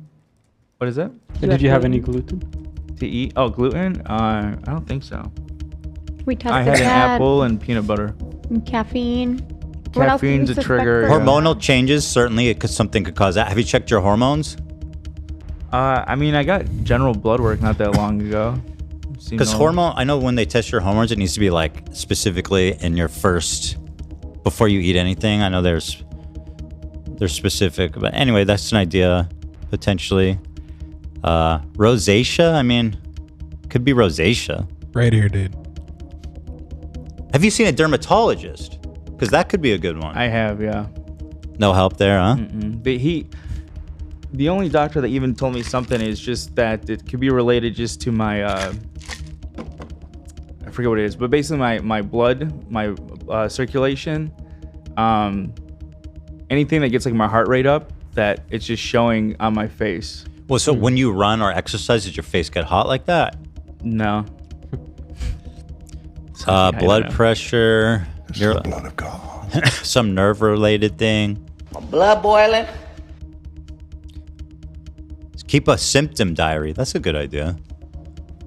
I don't know if I that. try to mark down what I've like the last thing I've eaten when this happens. But when I say every day, I literally mean every day of my life. I mean, I'm sure most of us in the office can confirm. You always got a Definitely. little cooling pad with you. Yeah. Does it happen around the same time every day? No. Just randomly. Randomly. Sometimes is it every day or sometimes it's like skips a day? Every day. Every day. Every single day of my life. See, the clock, miserable. the clockwork of it makes me wonder if it's hormonal. Maybe. Yeah. If it happens every day without fail. Without failure. Once per day? No, multiple times. Multiple times. Yeah. You should ask Jake Doolittle. He might know. Yeah. You ever tried taking Claritin? I have actually. help? That's what my uncle recommended, Claritin. Didn't help? Not really, no. Fuck. That's so mysterious. Yeah. Appreciate you looking though. Maybe someone in the comments will have Someone, cure. Shella asked, maybe it's Ligma? It might be. Could be. It sucks. I feel bad. I freeze Lena at night because I would consider talking to a I don't know, what are they called? The hormone doctor?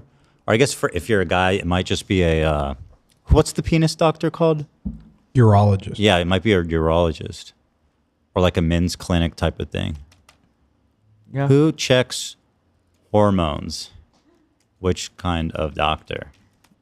there's a super chat that says, "Love you, AB, but can we get back to the PowerPoint?" This is my detour. An endocrinologist, right, is a doctor that specializes in hormones. All right, back to Baldoni. Our Okay, heart goes out to AB. So sorry No, that it's you're okay. experiencing that. Go ahead. Yeah. The show must go on. That's what they say. But let us know if you need anything. Thanks. Thanks, fam. Absolutely. So something that people were pointing out is that it's possible that Justin made the choice to kiss Blake here because the character of Ryle has like a super insane like fascination with a tattoo that Lily has on her collarbone. And so people were saying that it's potentially that was the reason why he did that, and Blake doesn't know because it's also revealed in the suit that she didn't read the book, at least very well into filming. She had to like, I don't know. It's important to. All right, I want to finish lay it this. out. I do. I genuinely think it's interesting.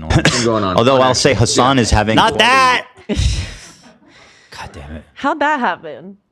I have it open for chat, and then, one thing leads to another. But now I can't hear this. Okay, here. I'm gonna go back a little bit. Great, thank you. Let's start on action. Let's just do everyone celebrated. There's a game going on. On action. Yeah. Okay. People passing. On action, it'll just be celebration. They've just scored. Ready and Hold on, let me lay back. get your head in there for a second. I'll take it off. Like I'll try to kiss you. And I'll take it off. Background. Great. 'Cause I know you want the hat. Yeah, you know I like my hats. Who got this sticker? Good. Is this? Yeah, no, there's no sticker. And they score! They score! As long as there are stars above you, Yo. darling, I'll make you so sure about it. God only knows what I'd be without you. They score another. If you should ever Beard on you today. I'm probably getting a spray tan on you.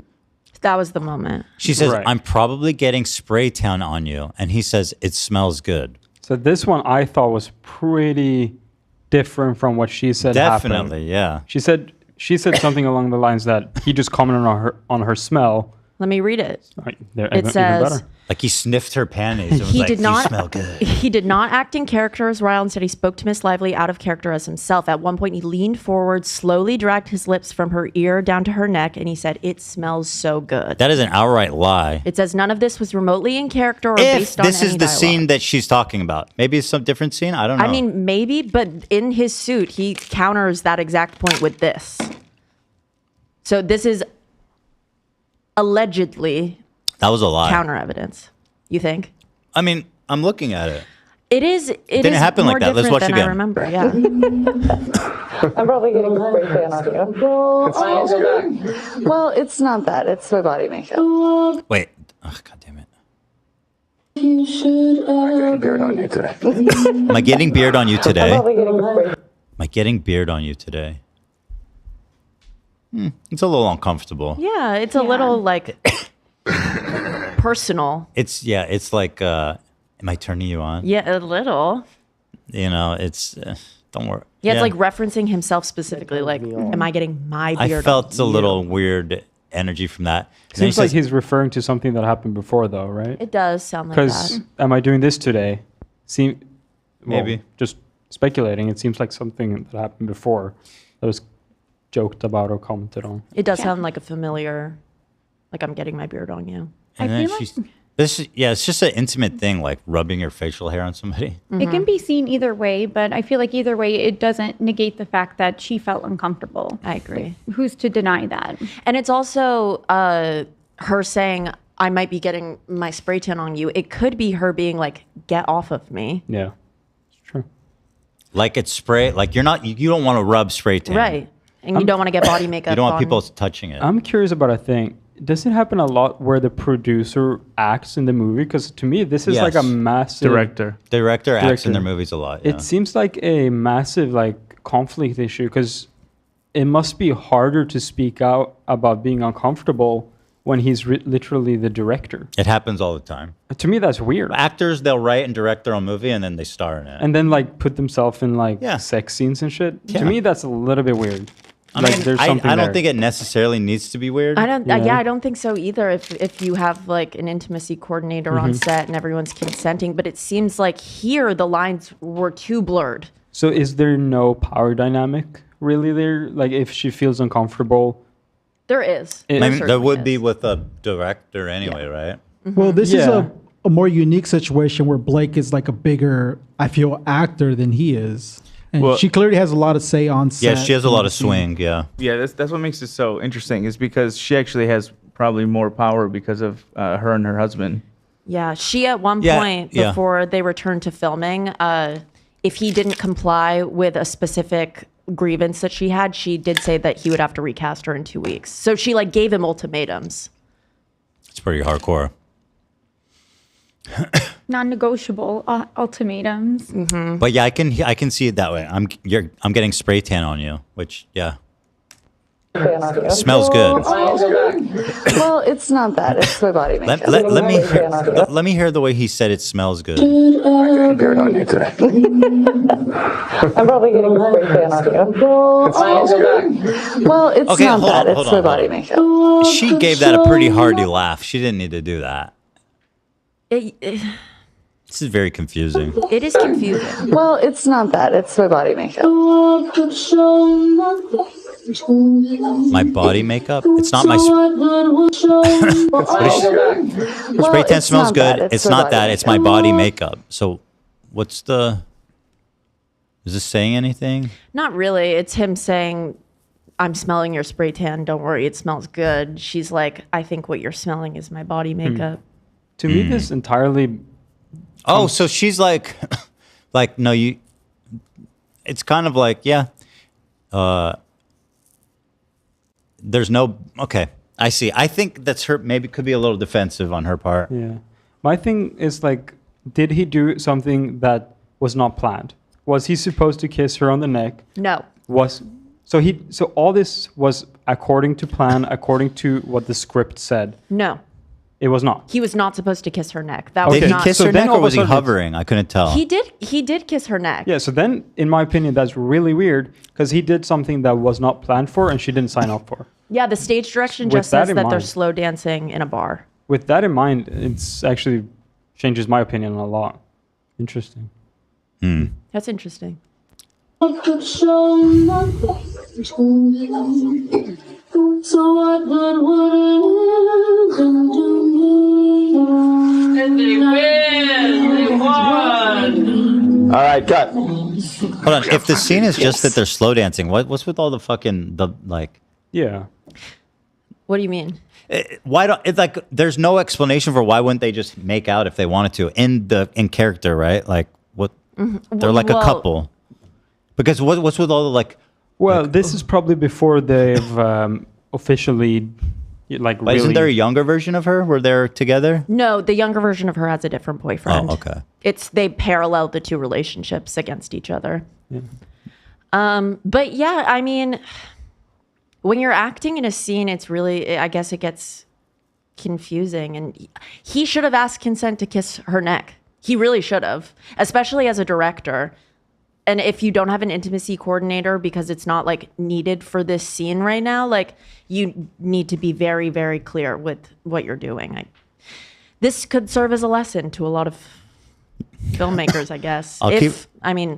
If he's telling the truth. Okay, I'm gonna finish, and then I want to go back to what you said. Slow motion. It's gonna be a 7-second. Spinning my girl. And like. Like sure, and like. I'll take one. Emer. So, Very simple stuff, but then. are they just retaking it? But there's no description. Set and This is the shoe part? Background. But you actually hear them saying it. Yeah, why would she have such bougie shoes? Her character is just like a regular person, right? She's a small shop owner. We just opened her shop. Actually. She's what? A small shop owner. Oh, what She kind of has shop? like a flower shop that she just opened. That's just getting up and running. How'd she get the funds? In the movie? For the flower shop, in the story. I don't remember the storyline that detail of it, but yeah, I mean, it clearly doesn't fit that. Right, Olivia was her family. Maybe her family was well off.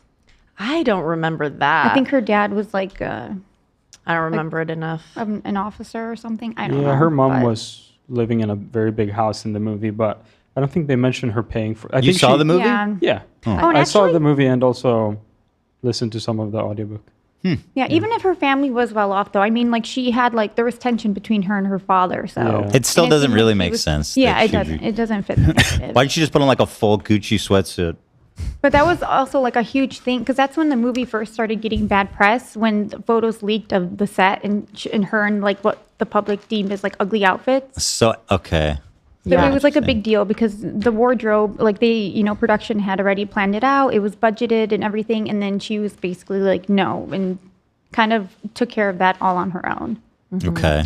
And I looked it up. Lily quits her job and uses her inheritance to buy a storefront that she wants to turn into a flower shop. What kind of inheritance? How much did she inherit? Because she might have Louis Vuitton money. Actually, yeah. Her dad died in the movie, I think. Idiot. What an idiot. Stupid. Fucking L dad. The exact monetary amount is not explicitly stated in the book. Does it? But like, do you get an idea? The focus is more on the symbolic importance of her using the inheritance to create a new life. She probably got okay. Whatever. Yeah. Long as there are stars above you, you never need to doubt it. His hand placement thoughts?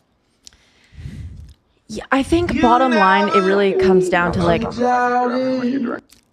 Hand placement thoughts? It's a two people interpreting the situation very differently, and like we're watching it, and yeah, there's stuff that we don't know, but I think it is possible for things to get confused when you're acting together because you're supposed to you want to make choices as your character. Where's his hand? It's like right at the top of her butt, right? Like Yeah. here. So I mean, that's pretty low. Well, those pants probably don't sit right. They probably are a They little look bit like higher. high-waisted pants, Yeah. kind of, but Well, yeah, you it can is see still a low You can hand. see her butt. You can see where her butt is. Yeah, but that's her back where he has her. It is? In my opinion, yeah, it's her lower back. It's her lower back. It definitely maybe. But for like, if there's, I feel like he's touching where the curve starts. The butt curve starts. No. Kind of, yeah. I think if the 'Cause script, if you like just feel where that is, it feels Yeah. pretty low, like where your ass starts.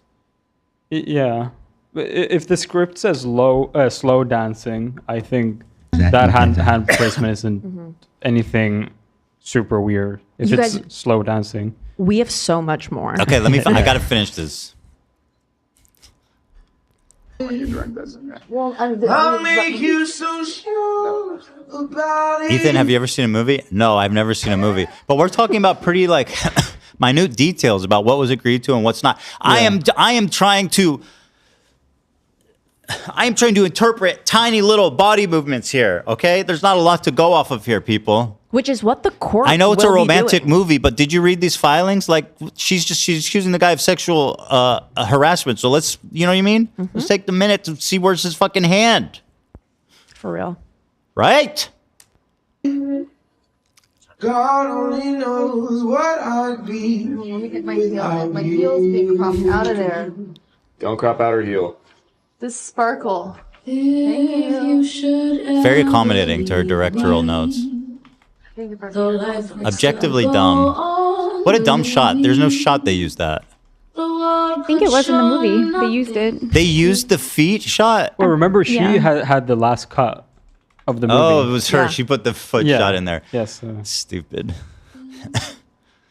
All right, so let's go back and reread her allegations, Olive. What is it that she said happened during that scene? Mr. Baldoni and Miss Lively were filming a slow dance scene for a montage in which no sound was recorded. Mr. Baldoni chose to let the camera roll and have them perform the scene, but did not act in character as Ryle. Instead, he spoke to Miss Lively out of character as himself. At one point, he leaned forward and slowly dragged his lips from her ear down to her neck as he said, "It smells so good." None of this was remotely in character or based on any dialogue in the script, and nothing needed to be said because, again, there was no sound. Mr. Baldoni was caressing Miss Lively with his mouth in a way that had nothing to do with their roles. When Miss Lively later objected to this behavior, Mr. Baldoni's response was, "I'm not even attracted to you." So it's okay. So she says he was in character or not in character. That's true. He kissed me on the neck. That's true. He did say you smell good at a different time. It's possible she confused. So I have the statement that her team has already put out a statement in response to this exact video being released. Everything she said did happen. Exactly. Yeah. So, yeah, let me read this to you. Justin and his lawyer may hope that this latest stunt will get ahead of the damaging evidence against him, but the video itself is damning. Every frame of the released footage corroborates to the letter what Miss Lively described in her paragraph 48 of her complaint. I want to say every frame. I know, right? I don't think so either, necessarily. Maybe every other frame. Yeah. This video shows Mr. Baldoni repeatedly leaning in towards Miss Lively, attempting to kiss her, kissing her forehead, rubbing his face and mouth against her neck, flicking her lip with his tongue, flicking her lip with his thumb. Yeah, not with his thumb. I saw that. His thumb. Caressing her, telling her how good she smells, and talking with her out of character. Every moment of this was improvised by Mr. Baldoni with no discussion or consent in advance and no intimacy coordinator present. Mr. Baldoni was not only Miss Lively's co-star, but the director and the head of the studio and Miss Lively's boss. This video shows Miss Lively leaning away and repeatedly asking for the characters to just talk.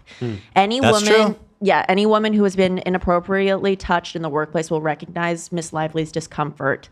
They will recognize her attempts at levity to try to deflect the unwanted touching. No woman should have to take defensive measures to avoid being touched by their employer without their consent. So that's pretty compelling. Yeah. If you go back to the part where she kept insisting, let's just talk. She did. And he keeps coming in to be like romantic, you know.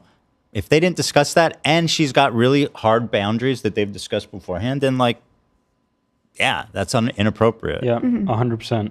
Well, my understanding is that there's no scripted dialogue for this scene. Yeah, there wasn't. So that's why she's like, let's small talk. But they are supposed to be in character in terms of the dancing. So but it's just slow dancing, right? It's just slow dancing. Yeah, both of them are supposedly romantically interested at that point. Yeah, right. It's not a slow dance that you do a father-daughter slow. It's not like that. It's a No, I know. It is a romantic slow dance without all the kissing and stuff. You can see. Mm-hmm. When you act, there is an unspoken improvisation window with your counterparts, but you have to talk to them beforehand and know what their boundaries are, especially if you are their boss. And he's saying that he's literally saying that she's lying to ruin his life and because she wanted to take over his film. He's saying that she's malicious in this. I think that she could have walked away from this instance and been like, that made me uncomfortable. Yeah. I mean, listen, she repeatedly told him, let's just talk. And he then continued to try to kiss her and be touchy with her. Which kind of think that she's more right than he is in this situation. I agree. Yeah, absolutely. And this is one of the few scenes where they could actually talk meanwhile. So instead of just fully improving and like doing stuff, he could actually talk to her and ask her, "Can I do this?" Like he had the opportunity to actually ask her, but he went ahead and did it anyway. But he didn't even need to. She already told him, "I just want to talk." Yeah, but just like hypothetically, in any other scene, obviously you can't chit chat. Wow, this scene you could have literally just asked. It is really. No. I think that Justin Baldoni in this suit would have detailed very specifically if they did talk about what they wanted to do in this scene beforehand. So I don't think that they did. Yeah. I think that this was all improvised. And I think that that's a bit unprofessional. I think he's wrong.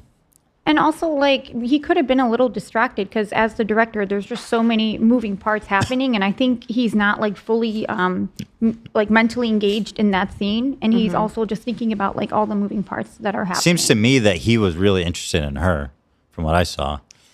Yeah, and he could also make the argument that he was in character and Ryle is, like, aggressively, like, attracted to Lily. He's like... But it's not. It wasn't agreed on. You're right. And she told him. Right. She basically told him stop. When she says, "Let's just talk." I mean, that's basically saying, "Please stop." Right? Okay. Interesting. So the only thing that she got wrong is she said that when he kissed her, he told her she smelled good. That's not exactly what happened, but he did tell her at a different point, unrelated to the kiss, that she smelled good. After he rubbed his beard on her and was like, "Am I beardy?" Yes. I'm on her side on this scene so far. All right, let's go to the next. Go to, what slide are you on? I can't see. Baldoni. There we go, yes. Okay, so do you remember when we went through that list of like detailed what Blake needed to happen in order to return to filming after the strike? Yes. So apparently, according to Justin, him, Wayfarer, and Jamie, his partner, never saw that list. That was a document that for the first time they saw in her suit, in her lawsuit. They're like, we had no idea. So it's crucial to note that this list of grievances read on January 14th, 2024, Ambush, were new, separate from the 17-point return to production demands, and were never presented in any of the parties present. So she never showed that demands to anybody on his team ever? That's what he's claiming. Can they prove that? Okay.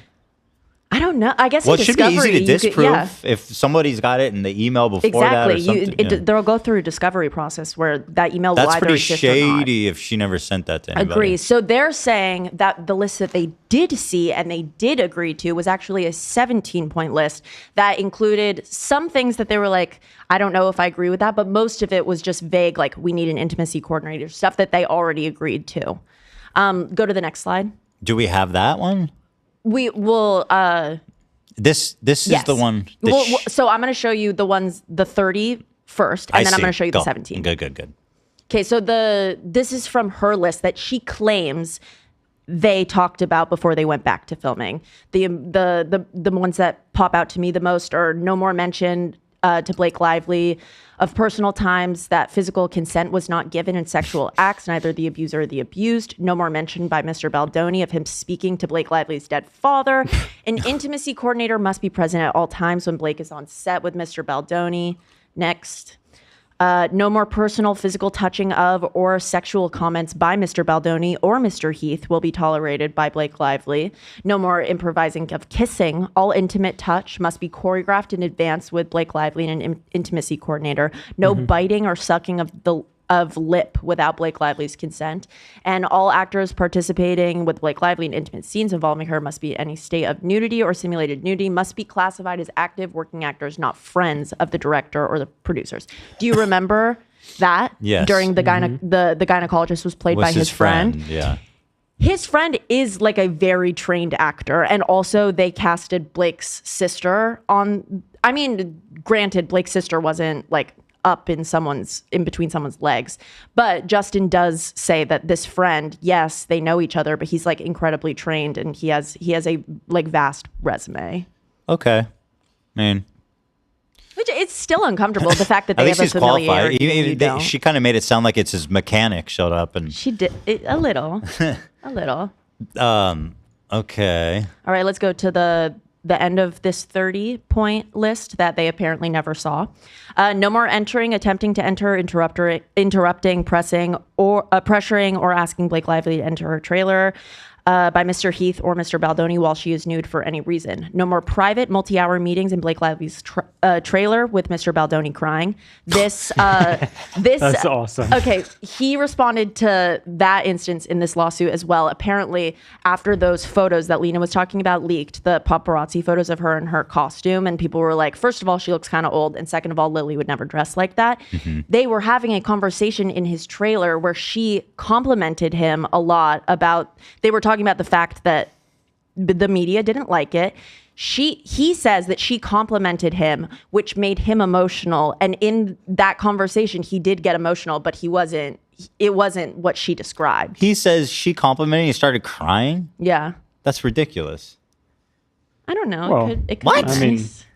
What the fucking, what's wrong with you? Like, You'll see. you But need also, some. if you need that some- happened like that, well, emotionally what's the big deal? unstable. You did a really good job on these lines. I don't know. Thank you.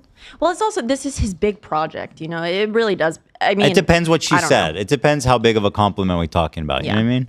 All right, let's go to the next one. Let's see what they actually did She's agree crying, to though? before returning to set. All right, let's see. So they have receipts that this is the list they got, I'm assuming. They list one by one individually in their suit everything that was on the 17-point list. Let's and take they a say look. Yeah. So, intimacy coordinator, they re-agreed to that. Limiting review of intimate scene footage to those with essential business reasons. No spontaneous improvisation of scenes involving physical touching, simulated sex, or nudity. No physical touching of Lively or comments about her physical appearance, except in connection with the character and or her scene work.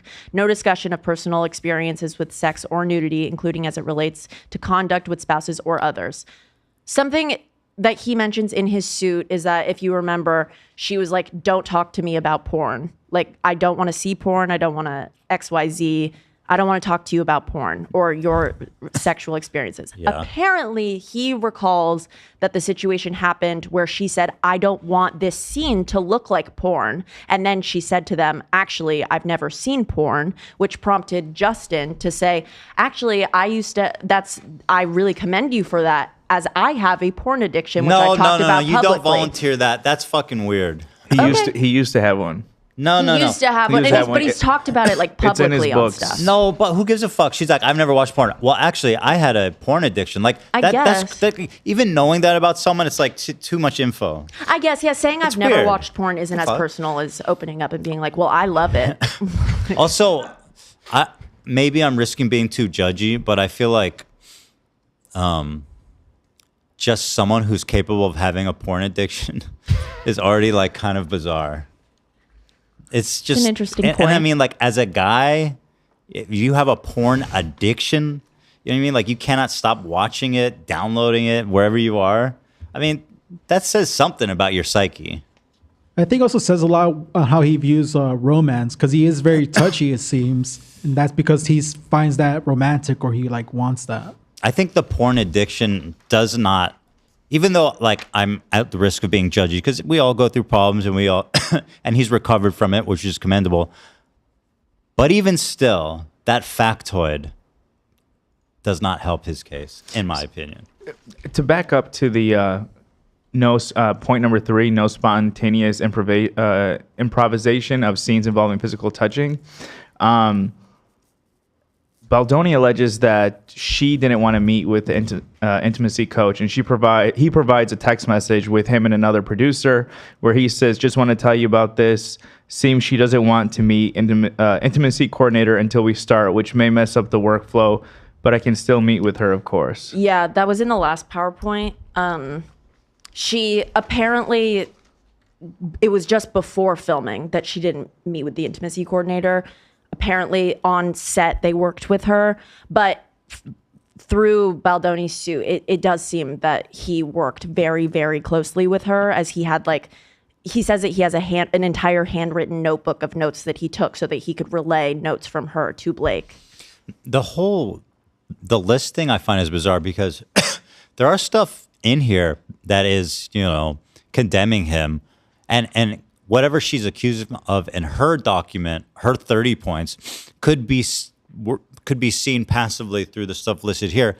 I don't understand why the fuck she would forge that document. It's so provably The 30. yeah, one? and also something that I noticed in that document that feels fishy to me is these specific accusations. Like, I just feel like he would never fucking agree to that. She's like, oh yeah, no more telling me about how you raped your friend. He's like, what the fuck is this document? Right. So the 17 document that they allegedly did actually receive before they returned to filming, that's when she gave him the ultimatum of, if you don't comply to these things, I'm not coming back. You need to recast me. And so they apparently begrudgingly signed on to this, that they like, No they were like, shot. I agree with. I feel like there's not, listen, I could be wrong, but if he signed it, let's see it. But like him signing a document that was like, no more like telling me about like you raping your friends. No, he did no not more. see the 30. Okay. Yeah. All right, he just saw this list of 17. Do you want to read more of these? Oh, so this is the 17. This is what he saw before they returned to filming. This is what he saw, definitely. Yeah. I see. And here there's no like specific accusations, Right. which seems like kind of heavy to put in. Like, hey, I need you to agree to this. It's like, what? That's true. This I can see them signing. But then again, this list on its own is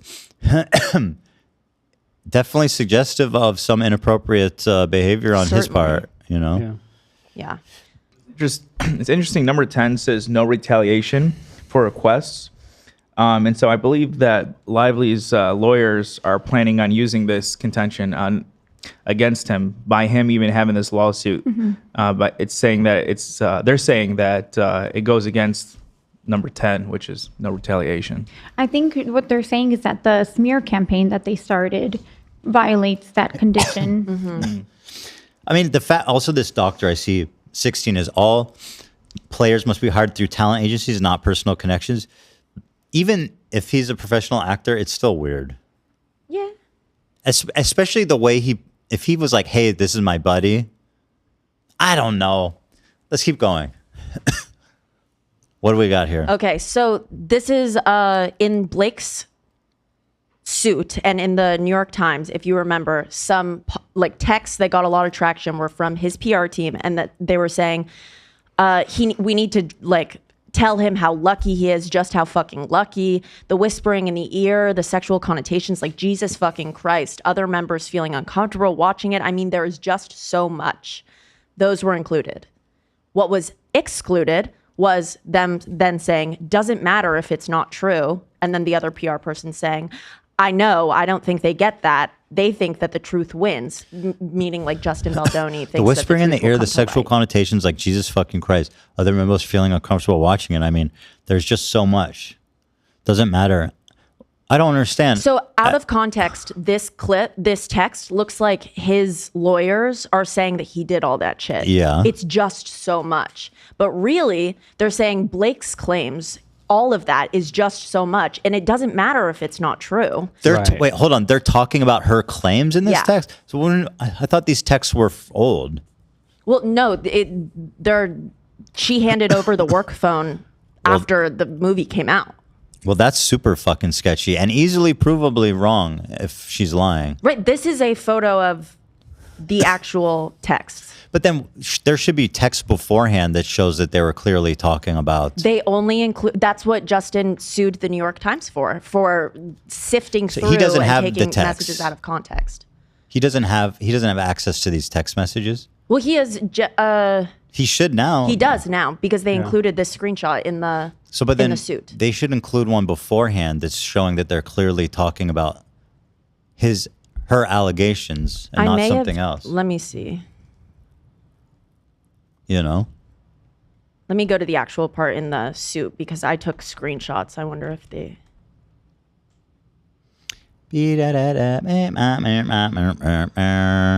Yeah, I don't know really what the standards are about like acting and stuff like that, but from what Olivia tells us, like you're supposed to do exactly what you're told, and Mhm. that's I just can't get over that. If you go off on just doing random shit and like kissing her on the neck, that's like GG, right? Totally understand her being Yeah. uncomfortable.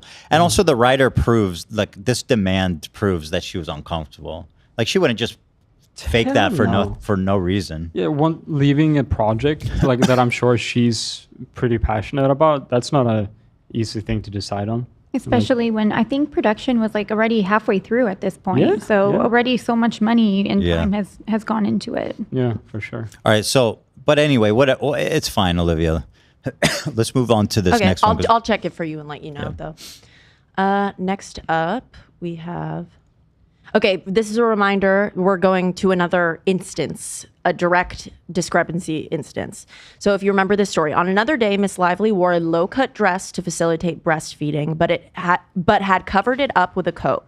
When the jacket briefly popped open at one point to reveal the dress, Mr. Baldoni commented about how much he liked her outfit, which flustered Miss Lively. Later that day, Mr. Baldoni pressured Miss Lively, who was in her pre-approved wardrobe, to remove her coat in front of the crew and multiple background actors in a packed bar. He said that he wanted to see her onesie under the coat because it was zipped up to reveal her lace bra. That's not quoted, by the way. That's what she inferred, is that he wanted to see her lace bra. He didn't say that. He said, I think you look sexy. He said, I think you look sexy, in a tone that made her feel ogled and exposed. With other female cast members present, she said, that's not what I'm going for. He bristled and replied, I'm sorry, hot. Deeply uncomfortable, Miss Lively said, not that either. Mr. Baldoni responded sarcastically, I guess I missed the HR meeting. And I wish that was on tape. Right, that's crazy because there was HR involved in this. Whatever. Walked away. Another woman on the production spoke to Miss Lively afterwards to offer empathy and to share her similar experiences with Mr. Baldoni, commenting about her in sexual terms. If this lady writes a like a statement of support, that would be very, very, Totally. very, very compelling. I agree. That's the thing that's so confusing about all of this because Mr. Baldoni, I almost called him. Mr. Baldoni, very respectful. He alleges that that she used Taylor Swift's method of breadcrumbing by getting all of the people on the cast who wanted to be in the sequel to unfollow him on social media. So, but that's my biggest thing is everybody on the cast is siding with her. That was one of my huge beginning points. There's just, that is not good. It's like, is there want to be in the sequel and to get money really? No, not all of them. There's at least one that will take a principled stance. This person said, did Olivia include her not signing the nudity rider? I don't know what that means. No. That's news for us. But we'll look into that because we got to zip through here. Part of Lively's persistent desire to direct and inability to accept direction, for example, her allegations that Baldoni inappropriately called her sexy was in fact a reference to a scene where everyone was wearing onesies, but Lively was covering her onesie with a big coat. Baldoni, her director, asked that she take off the big coat so that her onesie would be visible in the scene. Baldoni said, it will be hot, as in 90 degrees. What?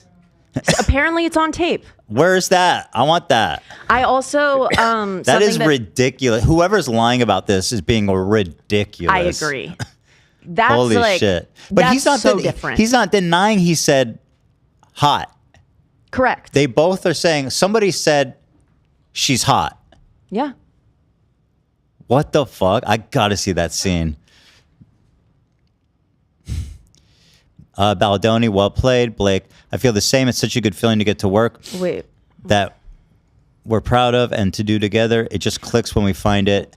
And that's hold on 1 second. So sorry. Back to that thing. In Lively's suit, she says that like him referring to her as sexy made her really uncomfortable. He does provide texts where she's saying like, I think I should be wearing this hat. I think that it would be sexy. So he then says that that was language that he felt she was comfortable with. No, someone However, saying it's you're not in this sex, instance. saying I'll feel sexy is not the same as someone but a man saying to you, I think you're sexy. Like, nah. Well, no.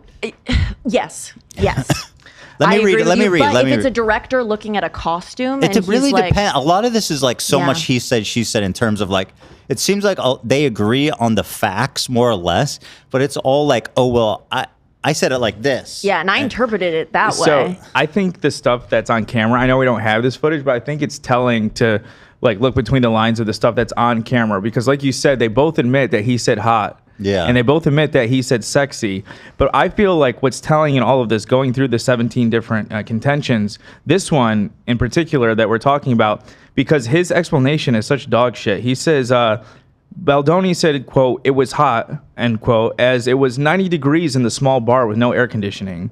Like, his way of justifying what he meant by hot. And when he used the word sexy, it was he was encouraging her to accept direction by saying it was sexy. No, yeah, that's like totally shady. Yeah. Like, are we if it's recorded, so we don't even need to guess, but that seems like massive cope. Also, to offer I didn't like call you hot. I said it is hot. Yeah. Also, to offer a different perspective, I feel like Blake is very sarcastic, especially because she's married to Ryan Reynolds. Right. Maybe very playful, and I feel like Justin Baldoni was trying to act that way with her too, without realizing he doesn't really have that permission to cross those boundaries. If that makes sense, because that's what I saw in the dancing scene where she like makes fun of his notes. It's a cute little tease. It could be interpreted that way, but it also be interpreted like, no, look, she's making fun of my physical appearance too. Right. Okay, I'm gonna continue. Yes, sorry. These texts. Okay. She says to him, "I feel the same. It's such a good feeling to get their work done, to get work done that we're proud of, and to do it together. It's just clicks and we find it, and it's just as rewarding as filming it or editing it or marketing it or releasing it. This is all storytelling, and this is why we do it." And Blake goes, "Thank you for your collaboration. I'm really proud of what we're doing." And Justin says, I like sentimental Blake." And then Blake goes, "Never met her." And Justin goes, "I also like asshole Blake. Don't worry." And she says, and he says, "Okay, good night." And then she goes, "I've met her. So have my suppositories. Good night." So he's suppositories. Okay, Ryan Reynolds joke. Right. She is alluding to herself in a sexual way. It's kind of nasty, to be honest. Yeah, right? Like creating a blurred idea of what their relationship is. And as we go more into it, like, at least from his perspective, it seems like he thought they were friends and or kind of close, like they were apparently spending a lot of time together into the night, taking videos, it really holding each depends other's at babies. What point during the production these texts took place. And also, like, this is, I'm sure there's a ton of text, and this is just like 2 screenshots. Right. We have more. Okay. But I agree with you. I don't know. She's being pretty chummy, though. Although, I don't like how he's like, "I like sentimental Blake." Yeah, that's a flirty message. Yeah, it's... Right? What do you think? But I think the suppository comment isn't meant to be flirty. It's meant to be gross, to be like, we're bros. Mm-hmm. She was being sentimental, right? Yeah, she was. She says, "Thank you for your collaboration. I'm really proud of what we're doing." Also, I got that vibe from them too, Olivia, that like based on, and you'll see Ethan later, the other texts between them, like they kind of have like a friendship kind of vibe. So I think that's how Justin interpreted it, but then later realizes that like he doesn't have the same leeway that she can cross boundaries. Yeah. She, as being Blake Lively and.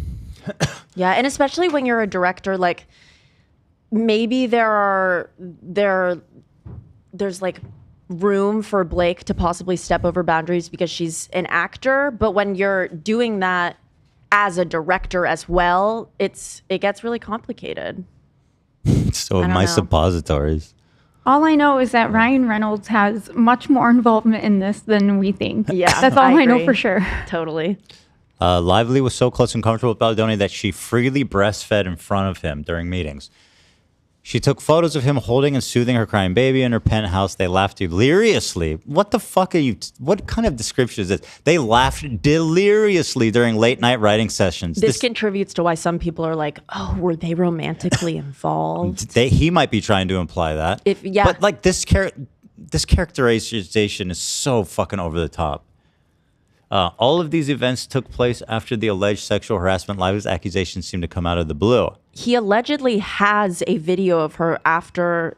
I mean, I don't know, because they were forced to work with each other. So if you're forced to work with your sexual harasser, I don't necessarily know how I would act. But he does allegedly have video of her like laughing deliriously and uncontrollably with him. Deliriously? I don't know. That's what they said. We're having so much fun. We can't stop laughing. Mhm. It says delirious with exhaustion. That is ridiculous. Now that's delirious. All right, next one. So in regards, if you remember, sorry, Zach, can you pull a Trump the soundbite of Hasan complimenting Trump? Sure. That'll be useful throughout the next 4 years. Go ahead. So if you remember, a big part of Blake's was the body shaming, and that's when Ryan Reynolds got into it. Is the day after Justin supposedly asked Blake's trainer how much she weighed so that he could pick her up. Ryan Reynolds confronted Justin Baldoni and said, "How dare you fucking ask my wife's weight, XYZ." So that was a point of contention. It was important in the lawsuit. These are texts from Blake before they started filming, which is these are texts from Justin before they started filming, where he's talking to her about her postpartum body.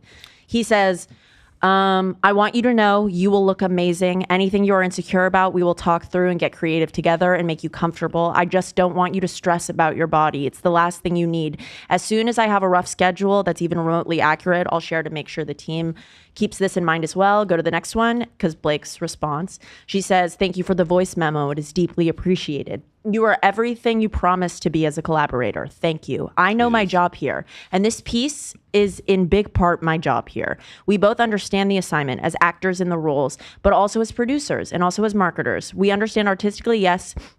We get what we need to do in all aspects for this movie commercially. As woke as we both are and work to be, this movie requires a certain aesthetic. It's a part of the job that we both excitedly signed up for. I don't shy away from it because it's not problematic. It's the assignment.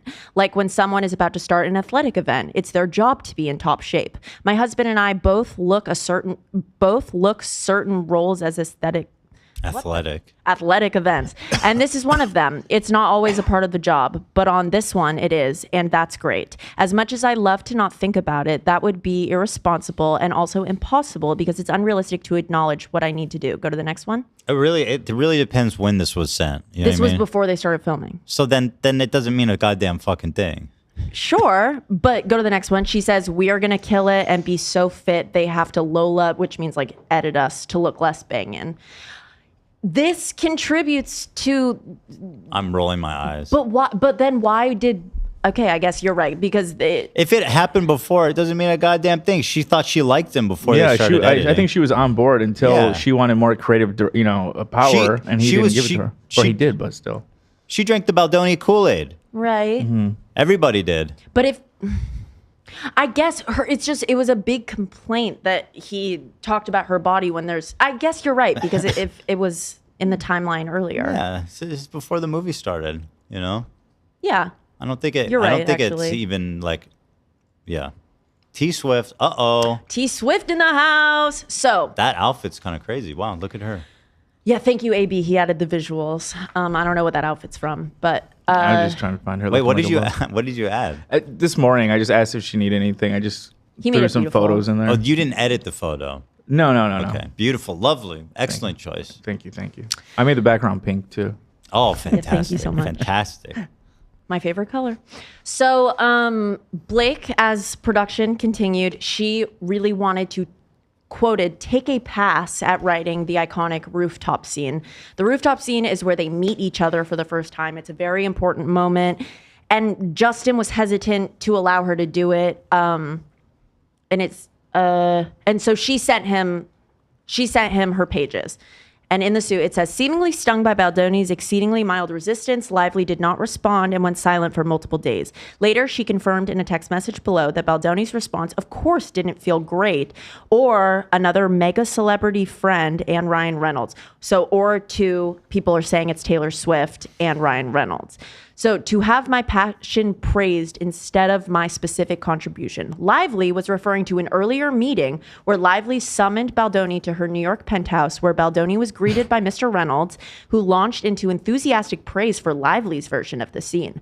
Hours later, as the meeting was ending, a famous and famously close friend of Reynolds and Lively walked into the room and similarly began praising Lively's script. Baldoni understood the subtext. He needed to comply with Lively's direction for the script. Later, Baldoni felt obliged obliged to text Lively that he had liked her pages and hadn't needed Reynolds or her mega celebrity friend to pressure him. Do we have that text? Yeah, we have stuff. Lively responded that they were her two dragons. So let's get into it. Let's get to those texts. Nice. That's AI, right? Yeah. Yeah. As for, we assume, Taylor and Ryan and Blink for that matter, I'm the luckiest motherfucker on the planet to have them as my dance moms level stage moms. They are embarrassingly effusive. That said, they're also my most trusted partners and the people I go to first with anything creative I touch. And I'm the person they go to first. That reciprocal creativity and support has been one of my life's greatest and most fulfilling gifts. When they loved and signed off on the pages, I felt good to send them to you. They asked what you thought specifically after. They checked in so many times. I told them that you laughed a bunch and it's probably a blend, but you appreciate my passion so much. Next. So hold on. So this scene was written out by Baldoni. Based off the book. Based off the book. He wrote the screenplay. Yeah. And then she was like, I want to rewrite this. Okay. And according to his lawsuit, he met her halfway. He took some of her suggestions, but not completely what she said at first. This Blake Lively AI is missing the mark a little bit. Just doesn't look like her. I agree. It kind of looks like Katy Perry. It's Yeah, just I didn't make these. I just looked up Taylor Swift badass and then like Thanks. yeah. Love it. Okay. So go ahead. Okay, she said, if you ever get around to watching Game of Thrones, you'll appreciate that I'm Khaleesi. And like her, I happen to have a few dragons, for better or for worse, but usually for better, because my dragons also protect those I fight for. So really, we all benefit from those gorgeous monsters of mine. You will too, I can Hold promise the you. fucking phone. This is a real text? Yeah. That's What the the fuck? cringiest That's weird, right? shit This is- I have ever seen Yeah. as This an is the most adult to telling. write down and send to another person. It's weird. That's like the wolf meme. I have a wolf within me, and he Yeah. comes out when people I like are threatened. And it is threatening the way she wrote it. And Yeah. it's cringy as fuck. Holy God. It is. It feels like she's saying you're either with me or against me. Like Yeah. She's absolutely talking about Taylor Swift. Yo, yeah, absolutely. Yeah, I'd be scared if I got that text. Me too. Taylor and fucking what's his name? Ryan Ryan Reynolds. Reynolds. Ryan Reynolds. Saying I'm Khaleesi is a shit. red flag. I'm just gonna say that. Is it? Well, Yeah, I haven't because seen she's a it. fucking villain. Stassi said it in Game with Vanderpump all the time. She loses her mind and kills everybody. And then they have to kill her. This Very horrible ending. Not earned at all. Just the worst ending to any show ever. I believe that's the real ending of the story, but they're fucking suck and they're horrible. And I hate them. This takes weirdly enough place into this whole theory about the crew on following him and stuff like that, and that she like had control over the movie. A little Do you think bit. they got the dragon text? No, I don't think anything. I'm just like it leans a little bit into that whole conspiracy theory, which I don't believe Maybe she didn't personally. finish the show. Here, if you want to see, that text goes even longer. And since you thought it was so crazy, I want you to read the rest of it. Let me Holy send it in chat. fuck, Well, dude. Khaleesi kind of leads to her own demise. Wait, so. did you send it to me? Here, I'm doing it right now. Okay. That's like being like watching the first part of Star Wars and being like, Anakin Skywalker. I'm like Anakin Skywalker. A really friendly and happy dude. The chosen one. Yeah, the chosen one. I'm speaking balance to the Force. I apologize for the AI images, guys. What did I just open? No, I like it. I didn't even realize the second one was AI. I thought it was just a shitty edit. Oh, because of the... I don't. No, not that. I feel like I have a good AI sense. I feel like I can tell immediately. These are obvious though. These ones are obvious, Yeah. but I mean, let's do that as a segment. Yeah. Ian, let's do that. Okay. You copy that? Yeah. That will be really fun. It's a good Love idea. that. It's a good idea. Yeah. It's fun. All right, so this is the whole thing? Right, this is right before she mentions Khaleesi. So this is after she says, you appreciated my passion so much, which of course didn't feel great for me or them to have my passion be praised instead of any specific contribution. Or What? even just that you didn't like the pages, which is fine also. I'm confused. Who wrote this? Blake. This is continuing. That's what you thought specifically after. They checked in so many times. I told them that we read this part. Right. Which court's in. But appreciate. And said, I told them you laughed a bunch and said it's probably a blend, but you appreciate my passion so much. So she took that as a snide remark. She did. Which it kind of is. Yeah, Yeah. I agree. Which of course didn't feel great for me or them. Why are you including them? I find that so fucking weird. He And, alleges that it's to intimidate him. Yeah, it is. It Usually is. I would say like It that's is. such a ridiculous like accusation. But it is. But it is so blatant, ridiculously obvious here. That reminds me in Mean Girls when she's like, I don't know if, when she tells the principal, my father, the creator of Toaster Strudel, I don't know if he'll appreciate you putting me She in. learned it from that role. Yeah. Totally. No, these texts actually changed my mind. I do think she is trying to intimidate him. No question. And it does get worse. I think it's important. Like, I think there's two separate issues going on here. Yes. Him being pushy sexually, and she also being a little bit like that. What we just saw. Basically. I agree. I like that statement. I said it last show too. There's no perfect victim, Mhm. so both can be very true. I think so too. and- Three sides. I disagree with that. There are perfect victims. Well, most. I'm just saying. Yeah. Fair enough. Just saying. There are perfect victims. All victims are perfect. Not all. So true. But like, if you're a 5-year-old kid who gets murdered, that's a perfect victim. You know, You know, that's a compelling point, actually. You're right. Stop it, Howie. I'm trying to make a point. Because I think always so. hear people say that, and I go, well, there are perfect victims. Don't you think so? Well, you wouldn't use it when it's a perfect victim. You wouldn't even need to say it. Yeah. Well, the saying I'm is just saying, that there are no. the saying is very absolute. There's no perfect victims. I'm saying, well, there are. If a 5-year-old got brutally murdered, I wouldn't have said that. You're right about that. Damn, that was I'm a just- perfect victim. Just saying, it makes that statement untrue. But if you there say are very little perfect victims. But yeah, over the age of 10. Sure. If you were to say like, oh, but the kid ran in front of a truck, I would maybe say that. Well, Mm-hmm. the kid ran in front of a. If the 'Cause kid then- killed himself, No, okay. Let's just move on. sure, good idea. Yeah.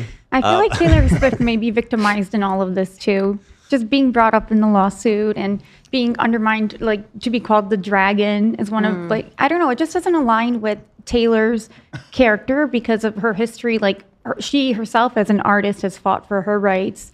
And I don't think she would necessarily support like a director and the impeding or But just intervention imagine, of his creative imagine what vision. Blake is telling her about Baldoni. Taylor's thing is Like getting writing Taylor would credits. think that like Baldoni is like a monster if she only heard from Blake. Right, exactly. Mhm. And Taylor, like, her thing is making sure that, like, she gets credits for.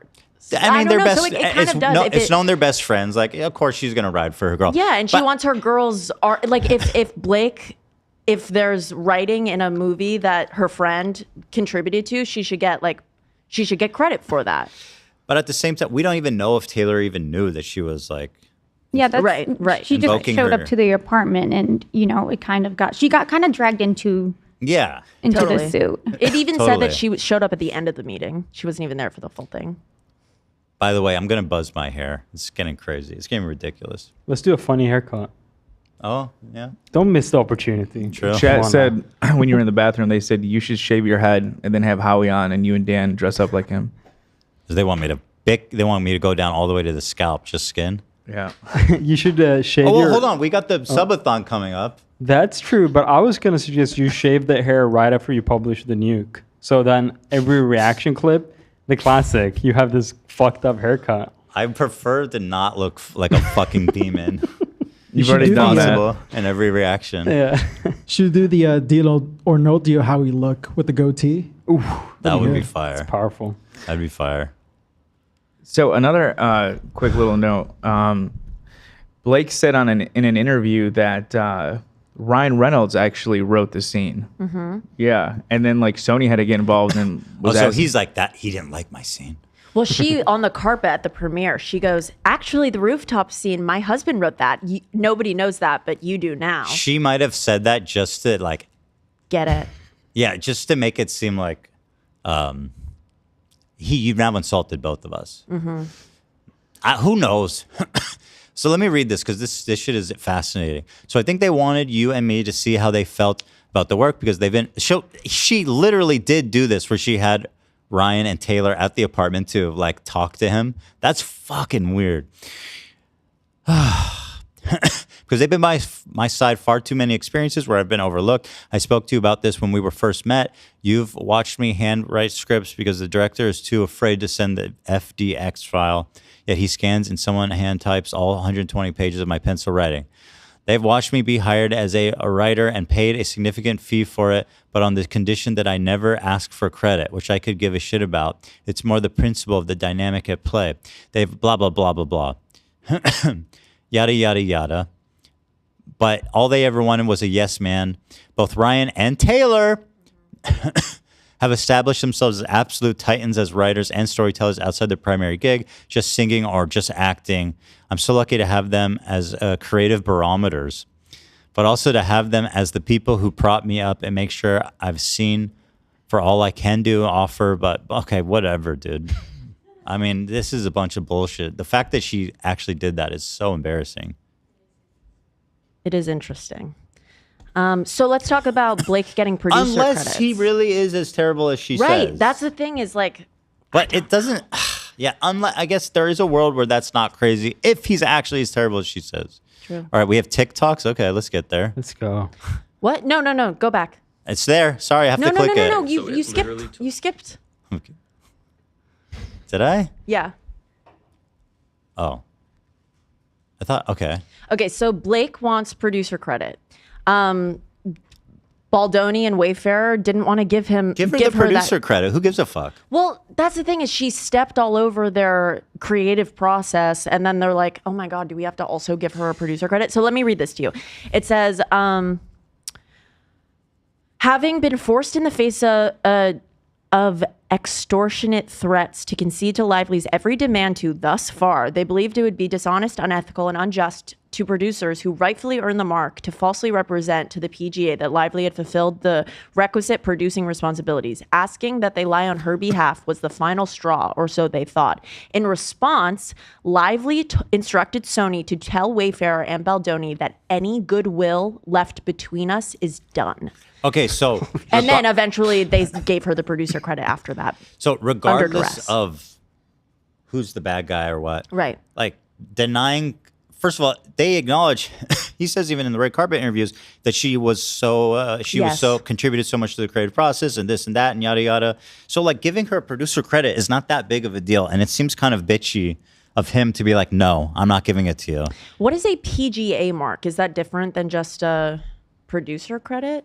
I have no clue. Dan would know. Producer Guild Guild? of Association or America or one of those. It's the union. It's producers union. Yeah, She's trying to get her resume bolstered. A TikTok I saw theorized that she wanted that because she thought that maybe this movie would earn her an Oscar or win Best Picture. That's or something, ridiculous. Which would then the producer accepts she would have an Oscar.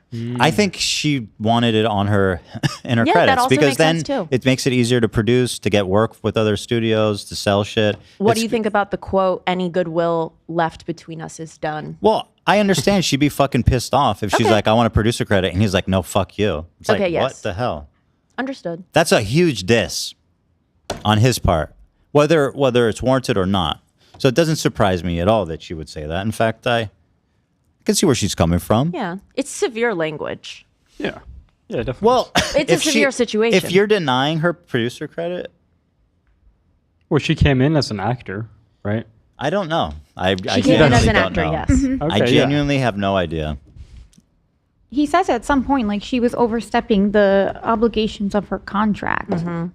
I think also somewhere, like, they elaborated that he was okay with that. Yeah, he said that he was very lenient and Doesn't cost him anything to make her a producer. They hand that know. shit out like candy. He said somewhere also that, yeah, it is normal for like for production sometimes when you have someone like with the star power of Blake Lively that they're listed as executive producer. Like All the time. Yeah, but if you look at the credits of these big movies, you'll see all the time the big actors are listed. but that doesn't necessarily mean they did anything like in that role. So I think like he was okay with giving her that title, but not necessarily like to overtake the film in that way. Oh, I missed a whole bunch of memes here. Oh my God. I'm catching up on all the memes. And a lot of them are just too late. But you'll post them on socials. Yes, most of them.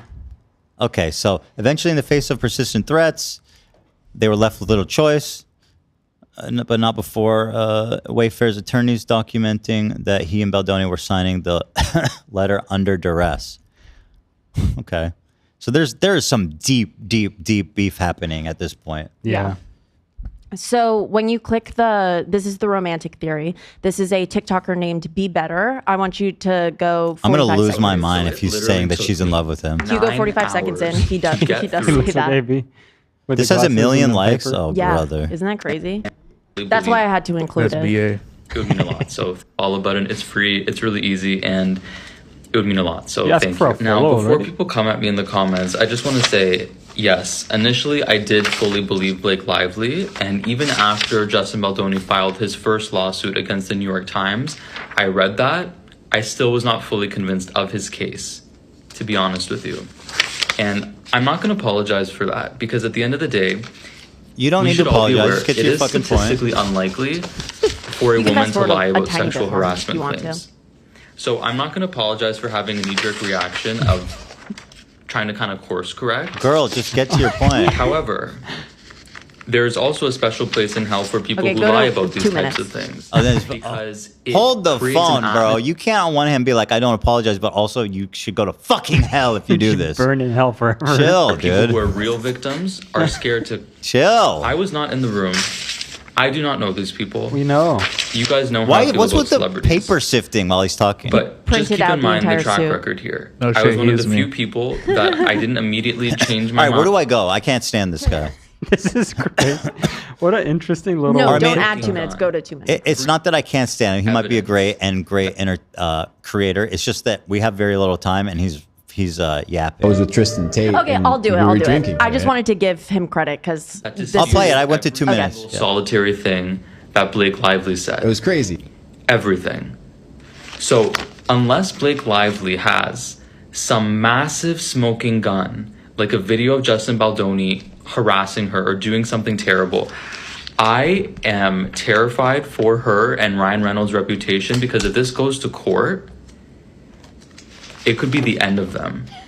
The end of them forever, because I'm sorry, it's they seem like terrible, terrible people. Where's so the after love reading the romance first 2 lawsuits theory? and going through them line by line, there was still one question for me This, that wasn't now. adding up, which is, how did this seemingly normal friendship and working relationship between Justin and Blake turn sour so dramatically? And that is the most like, this dude just,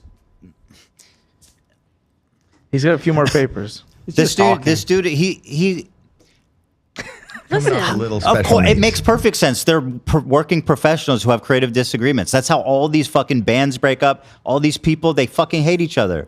Look at all the famous rock bands that are broken up and hate each other and won't even talk to each other. This happens all the time when creative differences. Like, it's not a rocket science. Like, I don't even understand how we can even make that point without, like, I just, okay. Yeah. To the point of such intense hatred between the two.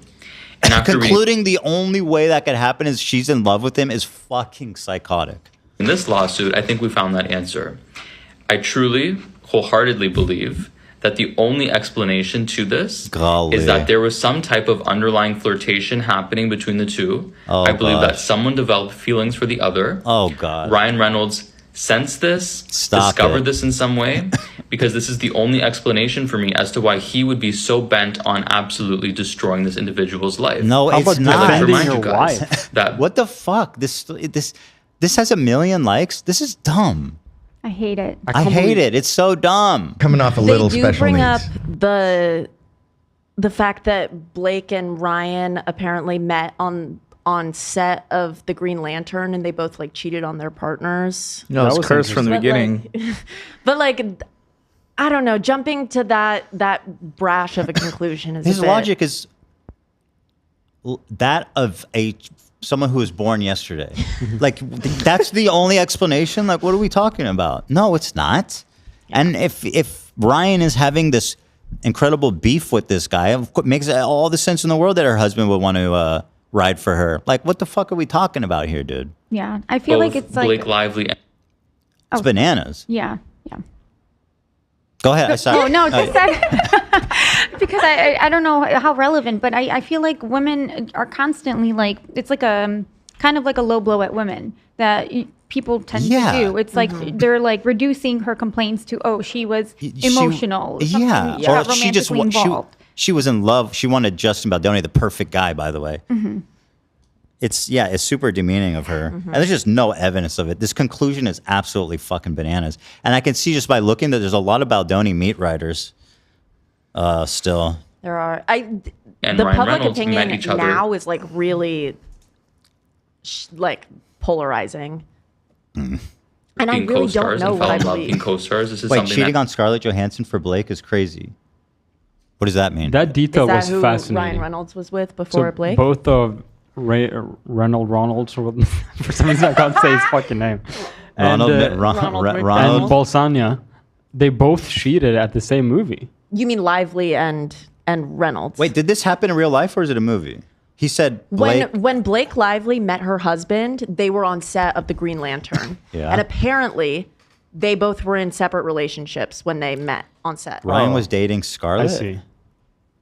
But did they cheat? Does anyone know if that's real? I think it's just speculated that they cheated. People speculate. Okay, that people they make a both lot cheated. of assumptions these days. I'm seeing. I think it's a fair assumption because that's where they met and they flirted a lot. No, you could apparently. meet and then you're like, I'm interested in this person, and then you break up with your significant other, which is like the mature and right thing to do. I think so. I didn't look into If that they've been drama dating a few specifically. months, you know what I mean? And then they're like, oh, I just met this person who's like incredible.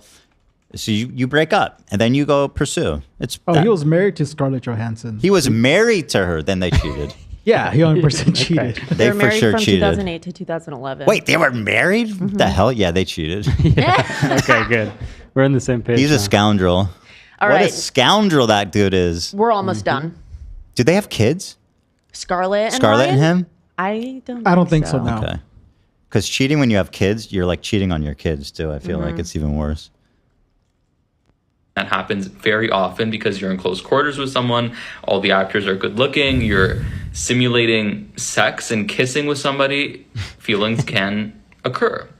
We can stop This watching. is also how Blake Lively. This guy, I hate. I don't want to be too strong. I hate him, but I hate his point. Okay, it's dumb You as hate hell. the conclusion he came Yeah, to. it's so I- stupid. I can't believe how many people made it through that 3-minute like disclaimer intro. How like people on TikTok has A million likes. Yeah. So it must be like probably 10 million views. What? Yeah. I started saying it as a joke, but now I really wonder if the papers help. Like I should try making Yeah. a video like that where I don't say anything for 3 minutes, but I just keep sifting through the Yeah, papers. you does gotta help. take your glasses off and Yeah, hold them take and glasses twirl off. them a little bit. Yeah, yeah. I think they're fucking. There you go. Yeah. Yeah. Yep. Million views. We have 2 slides left. I didn't know that Ryan was a cheater. That changes my everything a little bit. I mean, I already disliked him, but that really is Yeah. low character shit. According to Google, it says that there's no concrete evidence that he cheated on her, but timeline-wise. Yeah, we know. They were married. Yeah. So 2 quick updates. If you could go to the next slide, please. Especially your wife, man.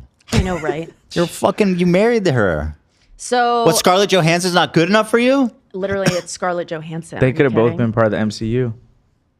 That would have been Like magic. Lively's not the MCU. Lame. Right. This part. Right. So Blake Lively and Ryan Reynolds request a gag order on Justin Baldoni's attorney, and then it was also a bit over the revealed top. yesterday, same day, that Justin Baldoni's team is to launch a website of relevant videos and correspondence with Blake Lively. Gag on the Balzania. That's what they're saying. They're yeah. saying Gag on these Balzanias. That's giving a little Gag on bit. these. Yeah. A gag order seems ridiculous. He's talking too much. Justin's launching a website. Okay, wow, he's fighting back. Okay. That's it? That's Yeah. petty. Okay, so That's what we know for my now. take is basically there's a lot of soft spots in Blake's claims. However, her claims are also not totally he wasn't vindicated against all of her claims either. No. It seems definitely that there was I'd say there's more proof of his wrongdoing than her wrongdoing. It seems possible that it was a bitch. I won't say the word. Don't. You know? Mm-hmm. And Well, and then the coercing with Ryan and Taylor. But again, there is a world where that makes sense. I'm still leaning Blake Yeah. as a day one Balzania hater. I can't believe I'm saying this. I think I might be leaning towards the balls. I really don't know. Let's do a poll because I'm curious where people. Well, If it I wasn't think for the there's more sex- more I'm sorry, go proof ahead. that she did wrong, but the lesser proof we have of him doing wrong is way more severe because that's some crazy What did she shit. do wrong? What's the proof? Well, the allegation for her is just that she was being annoying. Yeah. And yeah, she seemed very annoying. Which is fine. But it's not a big deal. I mean, she's an Who actor. I cares bet at a the lot end of of the actors day? are annoying to work with. Exactly. So that's not a big deal. Well, and also taking over his film the or- 30-point document. If she faked that, that's Yeah. insane. Yeah. And then there was another thing she said. Her characterization of that scene, I don't think was a big problem because all that she said did happen. It did happen. Yeah. Also, if you remember, I thought that one of the worst parts of Blake's suit was when she referenced the conversation that Justin had with young Lily and young, like the young couple. You went up to them after their sex scene and he said that was hot. Oh. Did someone corroborate that? He didn't mention it in his suit. That's incredibly. And Blake says that it's young Lily, the actress, is the one who told her that. If we So could she just should get be one called. of these people to go on the record and say, yeah, that happened, then it would end Right, this whole that's- discussion. Yeah. That's like disgusting. you are a sex pest. Yeah. If you're going That's up to gross. my- And then if he's someone who would do that, then everything else, Exactly. No problem believing. Let's do a poll. Yeah. One sec. But yeah, accusations to her, she's annoying, and him, he's a fucking weirdo sex maniac, bro. Dude, he's an ex-porn addict. Yeah. Well, yeah. A lot of people are though. Okay, hold on. There's a difference between consuming porn and being a porn addict. That's like a pathological right? issue where you can't stop watching porn, thinking about porn all the time wherever you are. Right? Really scary. Like it's more than just being I watch porn sometimes. Would you say it's similar to like alcohol addiction or worse? Because both of them are diseases. Let me ask ChatGPT. If anything, I guess I think bring them two talking about that at all, I feel like is weird. Well, yeah, totally. Yeah, but at least he is talks about his overcoming of it. It's not like he still is. Okay, let's see. He got help. Porn addiction, True. compulsive viewing, an inability to control or stop viewing pornography despite attempts to cut back or Murder quit. porn. Excessive time consumption, spending significant amount of time consuming pornography to the detriment of other activities like work, relationships, and hobbies. Increasing tolerance, needing to view more extreme or prolonged content to achieve the same level of satisfaction. Failure to fulfill obligations, neglecting personal, professional, or academic responsibilities due to time viewing pornography. Emotional symptoms, guilt or shame, mood regulations, using pornography as a way to escape stress, anxiety, depression, or other things can cause emotional issues. Interpersonal syndromes, isolation, because you're watching porn all the time. Relationship strains, physical and physiological symptoms, erectile dysfunction, loss of interest in real life intimacy, dependence symptoms, withdrawal symptoms, feeling restless, irritable when you're not watching porn or when you don't have access, preoccupation, thinking about the next porn, planning on watching the next porn, escalation of content, seeking more extreme or unconventional forms. When to seek help. If pornography use is interfering with daily life, causing distress or damaging relationships, it may be time to seek support from a mental health professional. I mean, it's pretty serious. Yeah, but it's like any addiction. It's not voluntary. It's just something. It's a disease. Addictions are real fucking nasty, ugly shit. Yeah. On the topic of young Lily, he doesn't talk about that exact instance. He doesn't reference it. He does, which I don't think is strong evidence. He shows text screenshots with her saying thank you so much for being my director. I felt comfortable. But he doesn't say that thing didn't happen. Chat. She sent that after the filming? She did. She sent after the filming a text that Thanking said, him. thank you, you've been a great director. Yeah. But It Blake doesn't said necessarily that mean young anything. Lily corroborates. She could just be trying to That's what I felt. Polite. She's like, whatever, let's just fucking move on with our lives. You know what I mean? And you're a young actress. You want work. You don't know who you're going to be working with. I don't know. If Blake says that she corroborates that story, that's crazy. I need that. Yeah. So, wait, who sent the text? Now I'm confused. Young Lily Oh, texted she's- Justin after I don't care filming about and that. said That's thank you. stupid. And chat was like, no, he proved it That's wrong by literally showing the text. meaningless. And I was like, I don't think that means nothing. Meaningless. Yeah. Meaningless. We're on the same page. Who do you mostly side with? 52% just changed. 53% teetering. Blake Lively. Justin Baldoni, 48%. That is extraordinarily close. And people voting Justin, I don't blame you because I'm like a little bit leaning Blake, but there's just a lot. There are things that could really end this conversation, and I hope we get some. I agree. I'm just confused. There's a lot more that could, like, I don't know what more can come out against Blake. There's a lot more that can come out against Balzania. Agree. Yeah, and again, the severity of the accusation to her is not that bad. No. She's annoying. That's it. Yeah. She's Khaleesi. Cringe. Yeah, exactly. We need to hear from other people who are on set. We don't need to hear from Tay-Tay about this. No, thanks. All right, I got to run. We went long, but it was so much fun. I love this story. I love these. Thank you, Olivia. Of course, thank you. That was great. Well done. Well put together. I love these. Thank you. These don't come around often. These really juicy. It's true. And thank you, Lena and AB, they helped me a lot. Cheers. You did great, Olive. Thank you. I'm sure another PowerPoint will be forthcoming. I also think so. Well, a lot is going to drop when the legal proceedings start to happen and they bring in the evidence. It's going to be what crazy. if they televise? Do you think they'll televise the I don't know. court? I mean, just ASAP Rocky, they're going to be televising his, so maybe the judge will be open to televising this too. I wonder if it goes to court, if I can televise Cav. That'd be I would love that. That'd be good content. Yeah, that'd be cool. If you can't, we got to reenact it all. They did that with the MJ case. For what?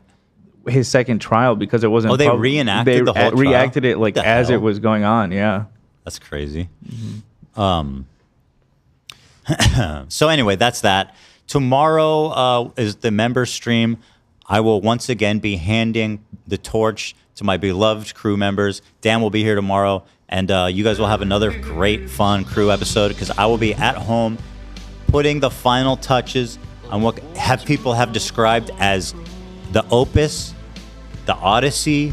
Homer read this script and cried. He only dreamt of covering something so thoroughly and epic. Wow. So surely you won't be disappointed with my building it up like that. All right, everybody. Thanks for watching. Love you so much. See you next time. You're so very special. Always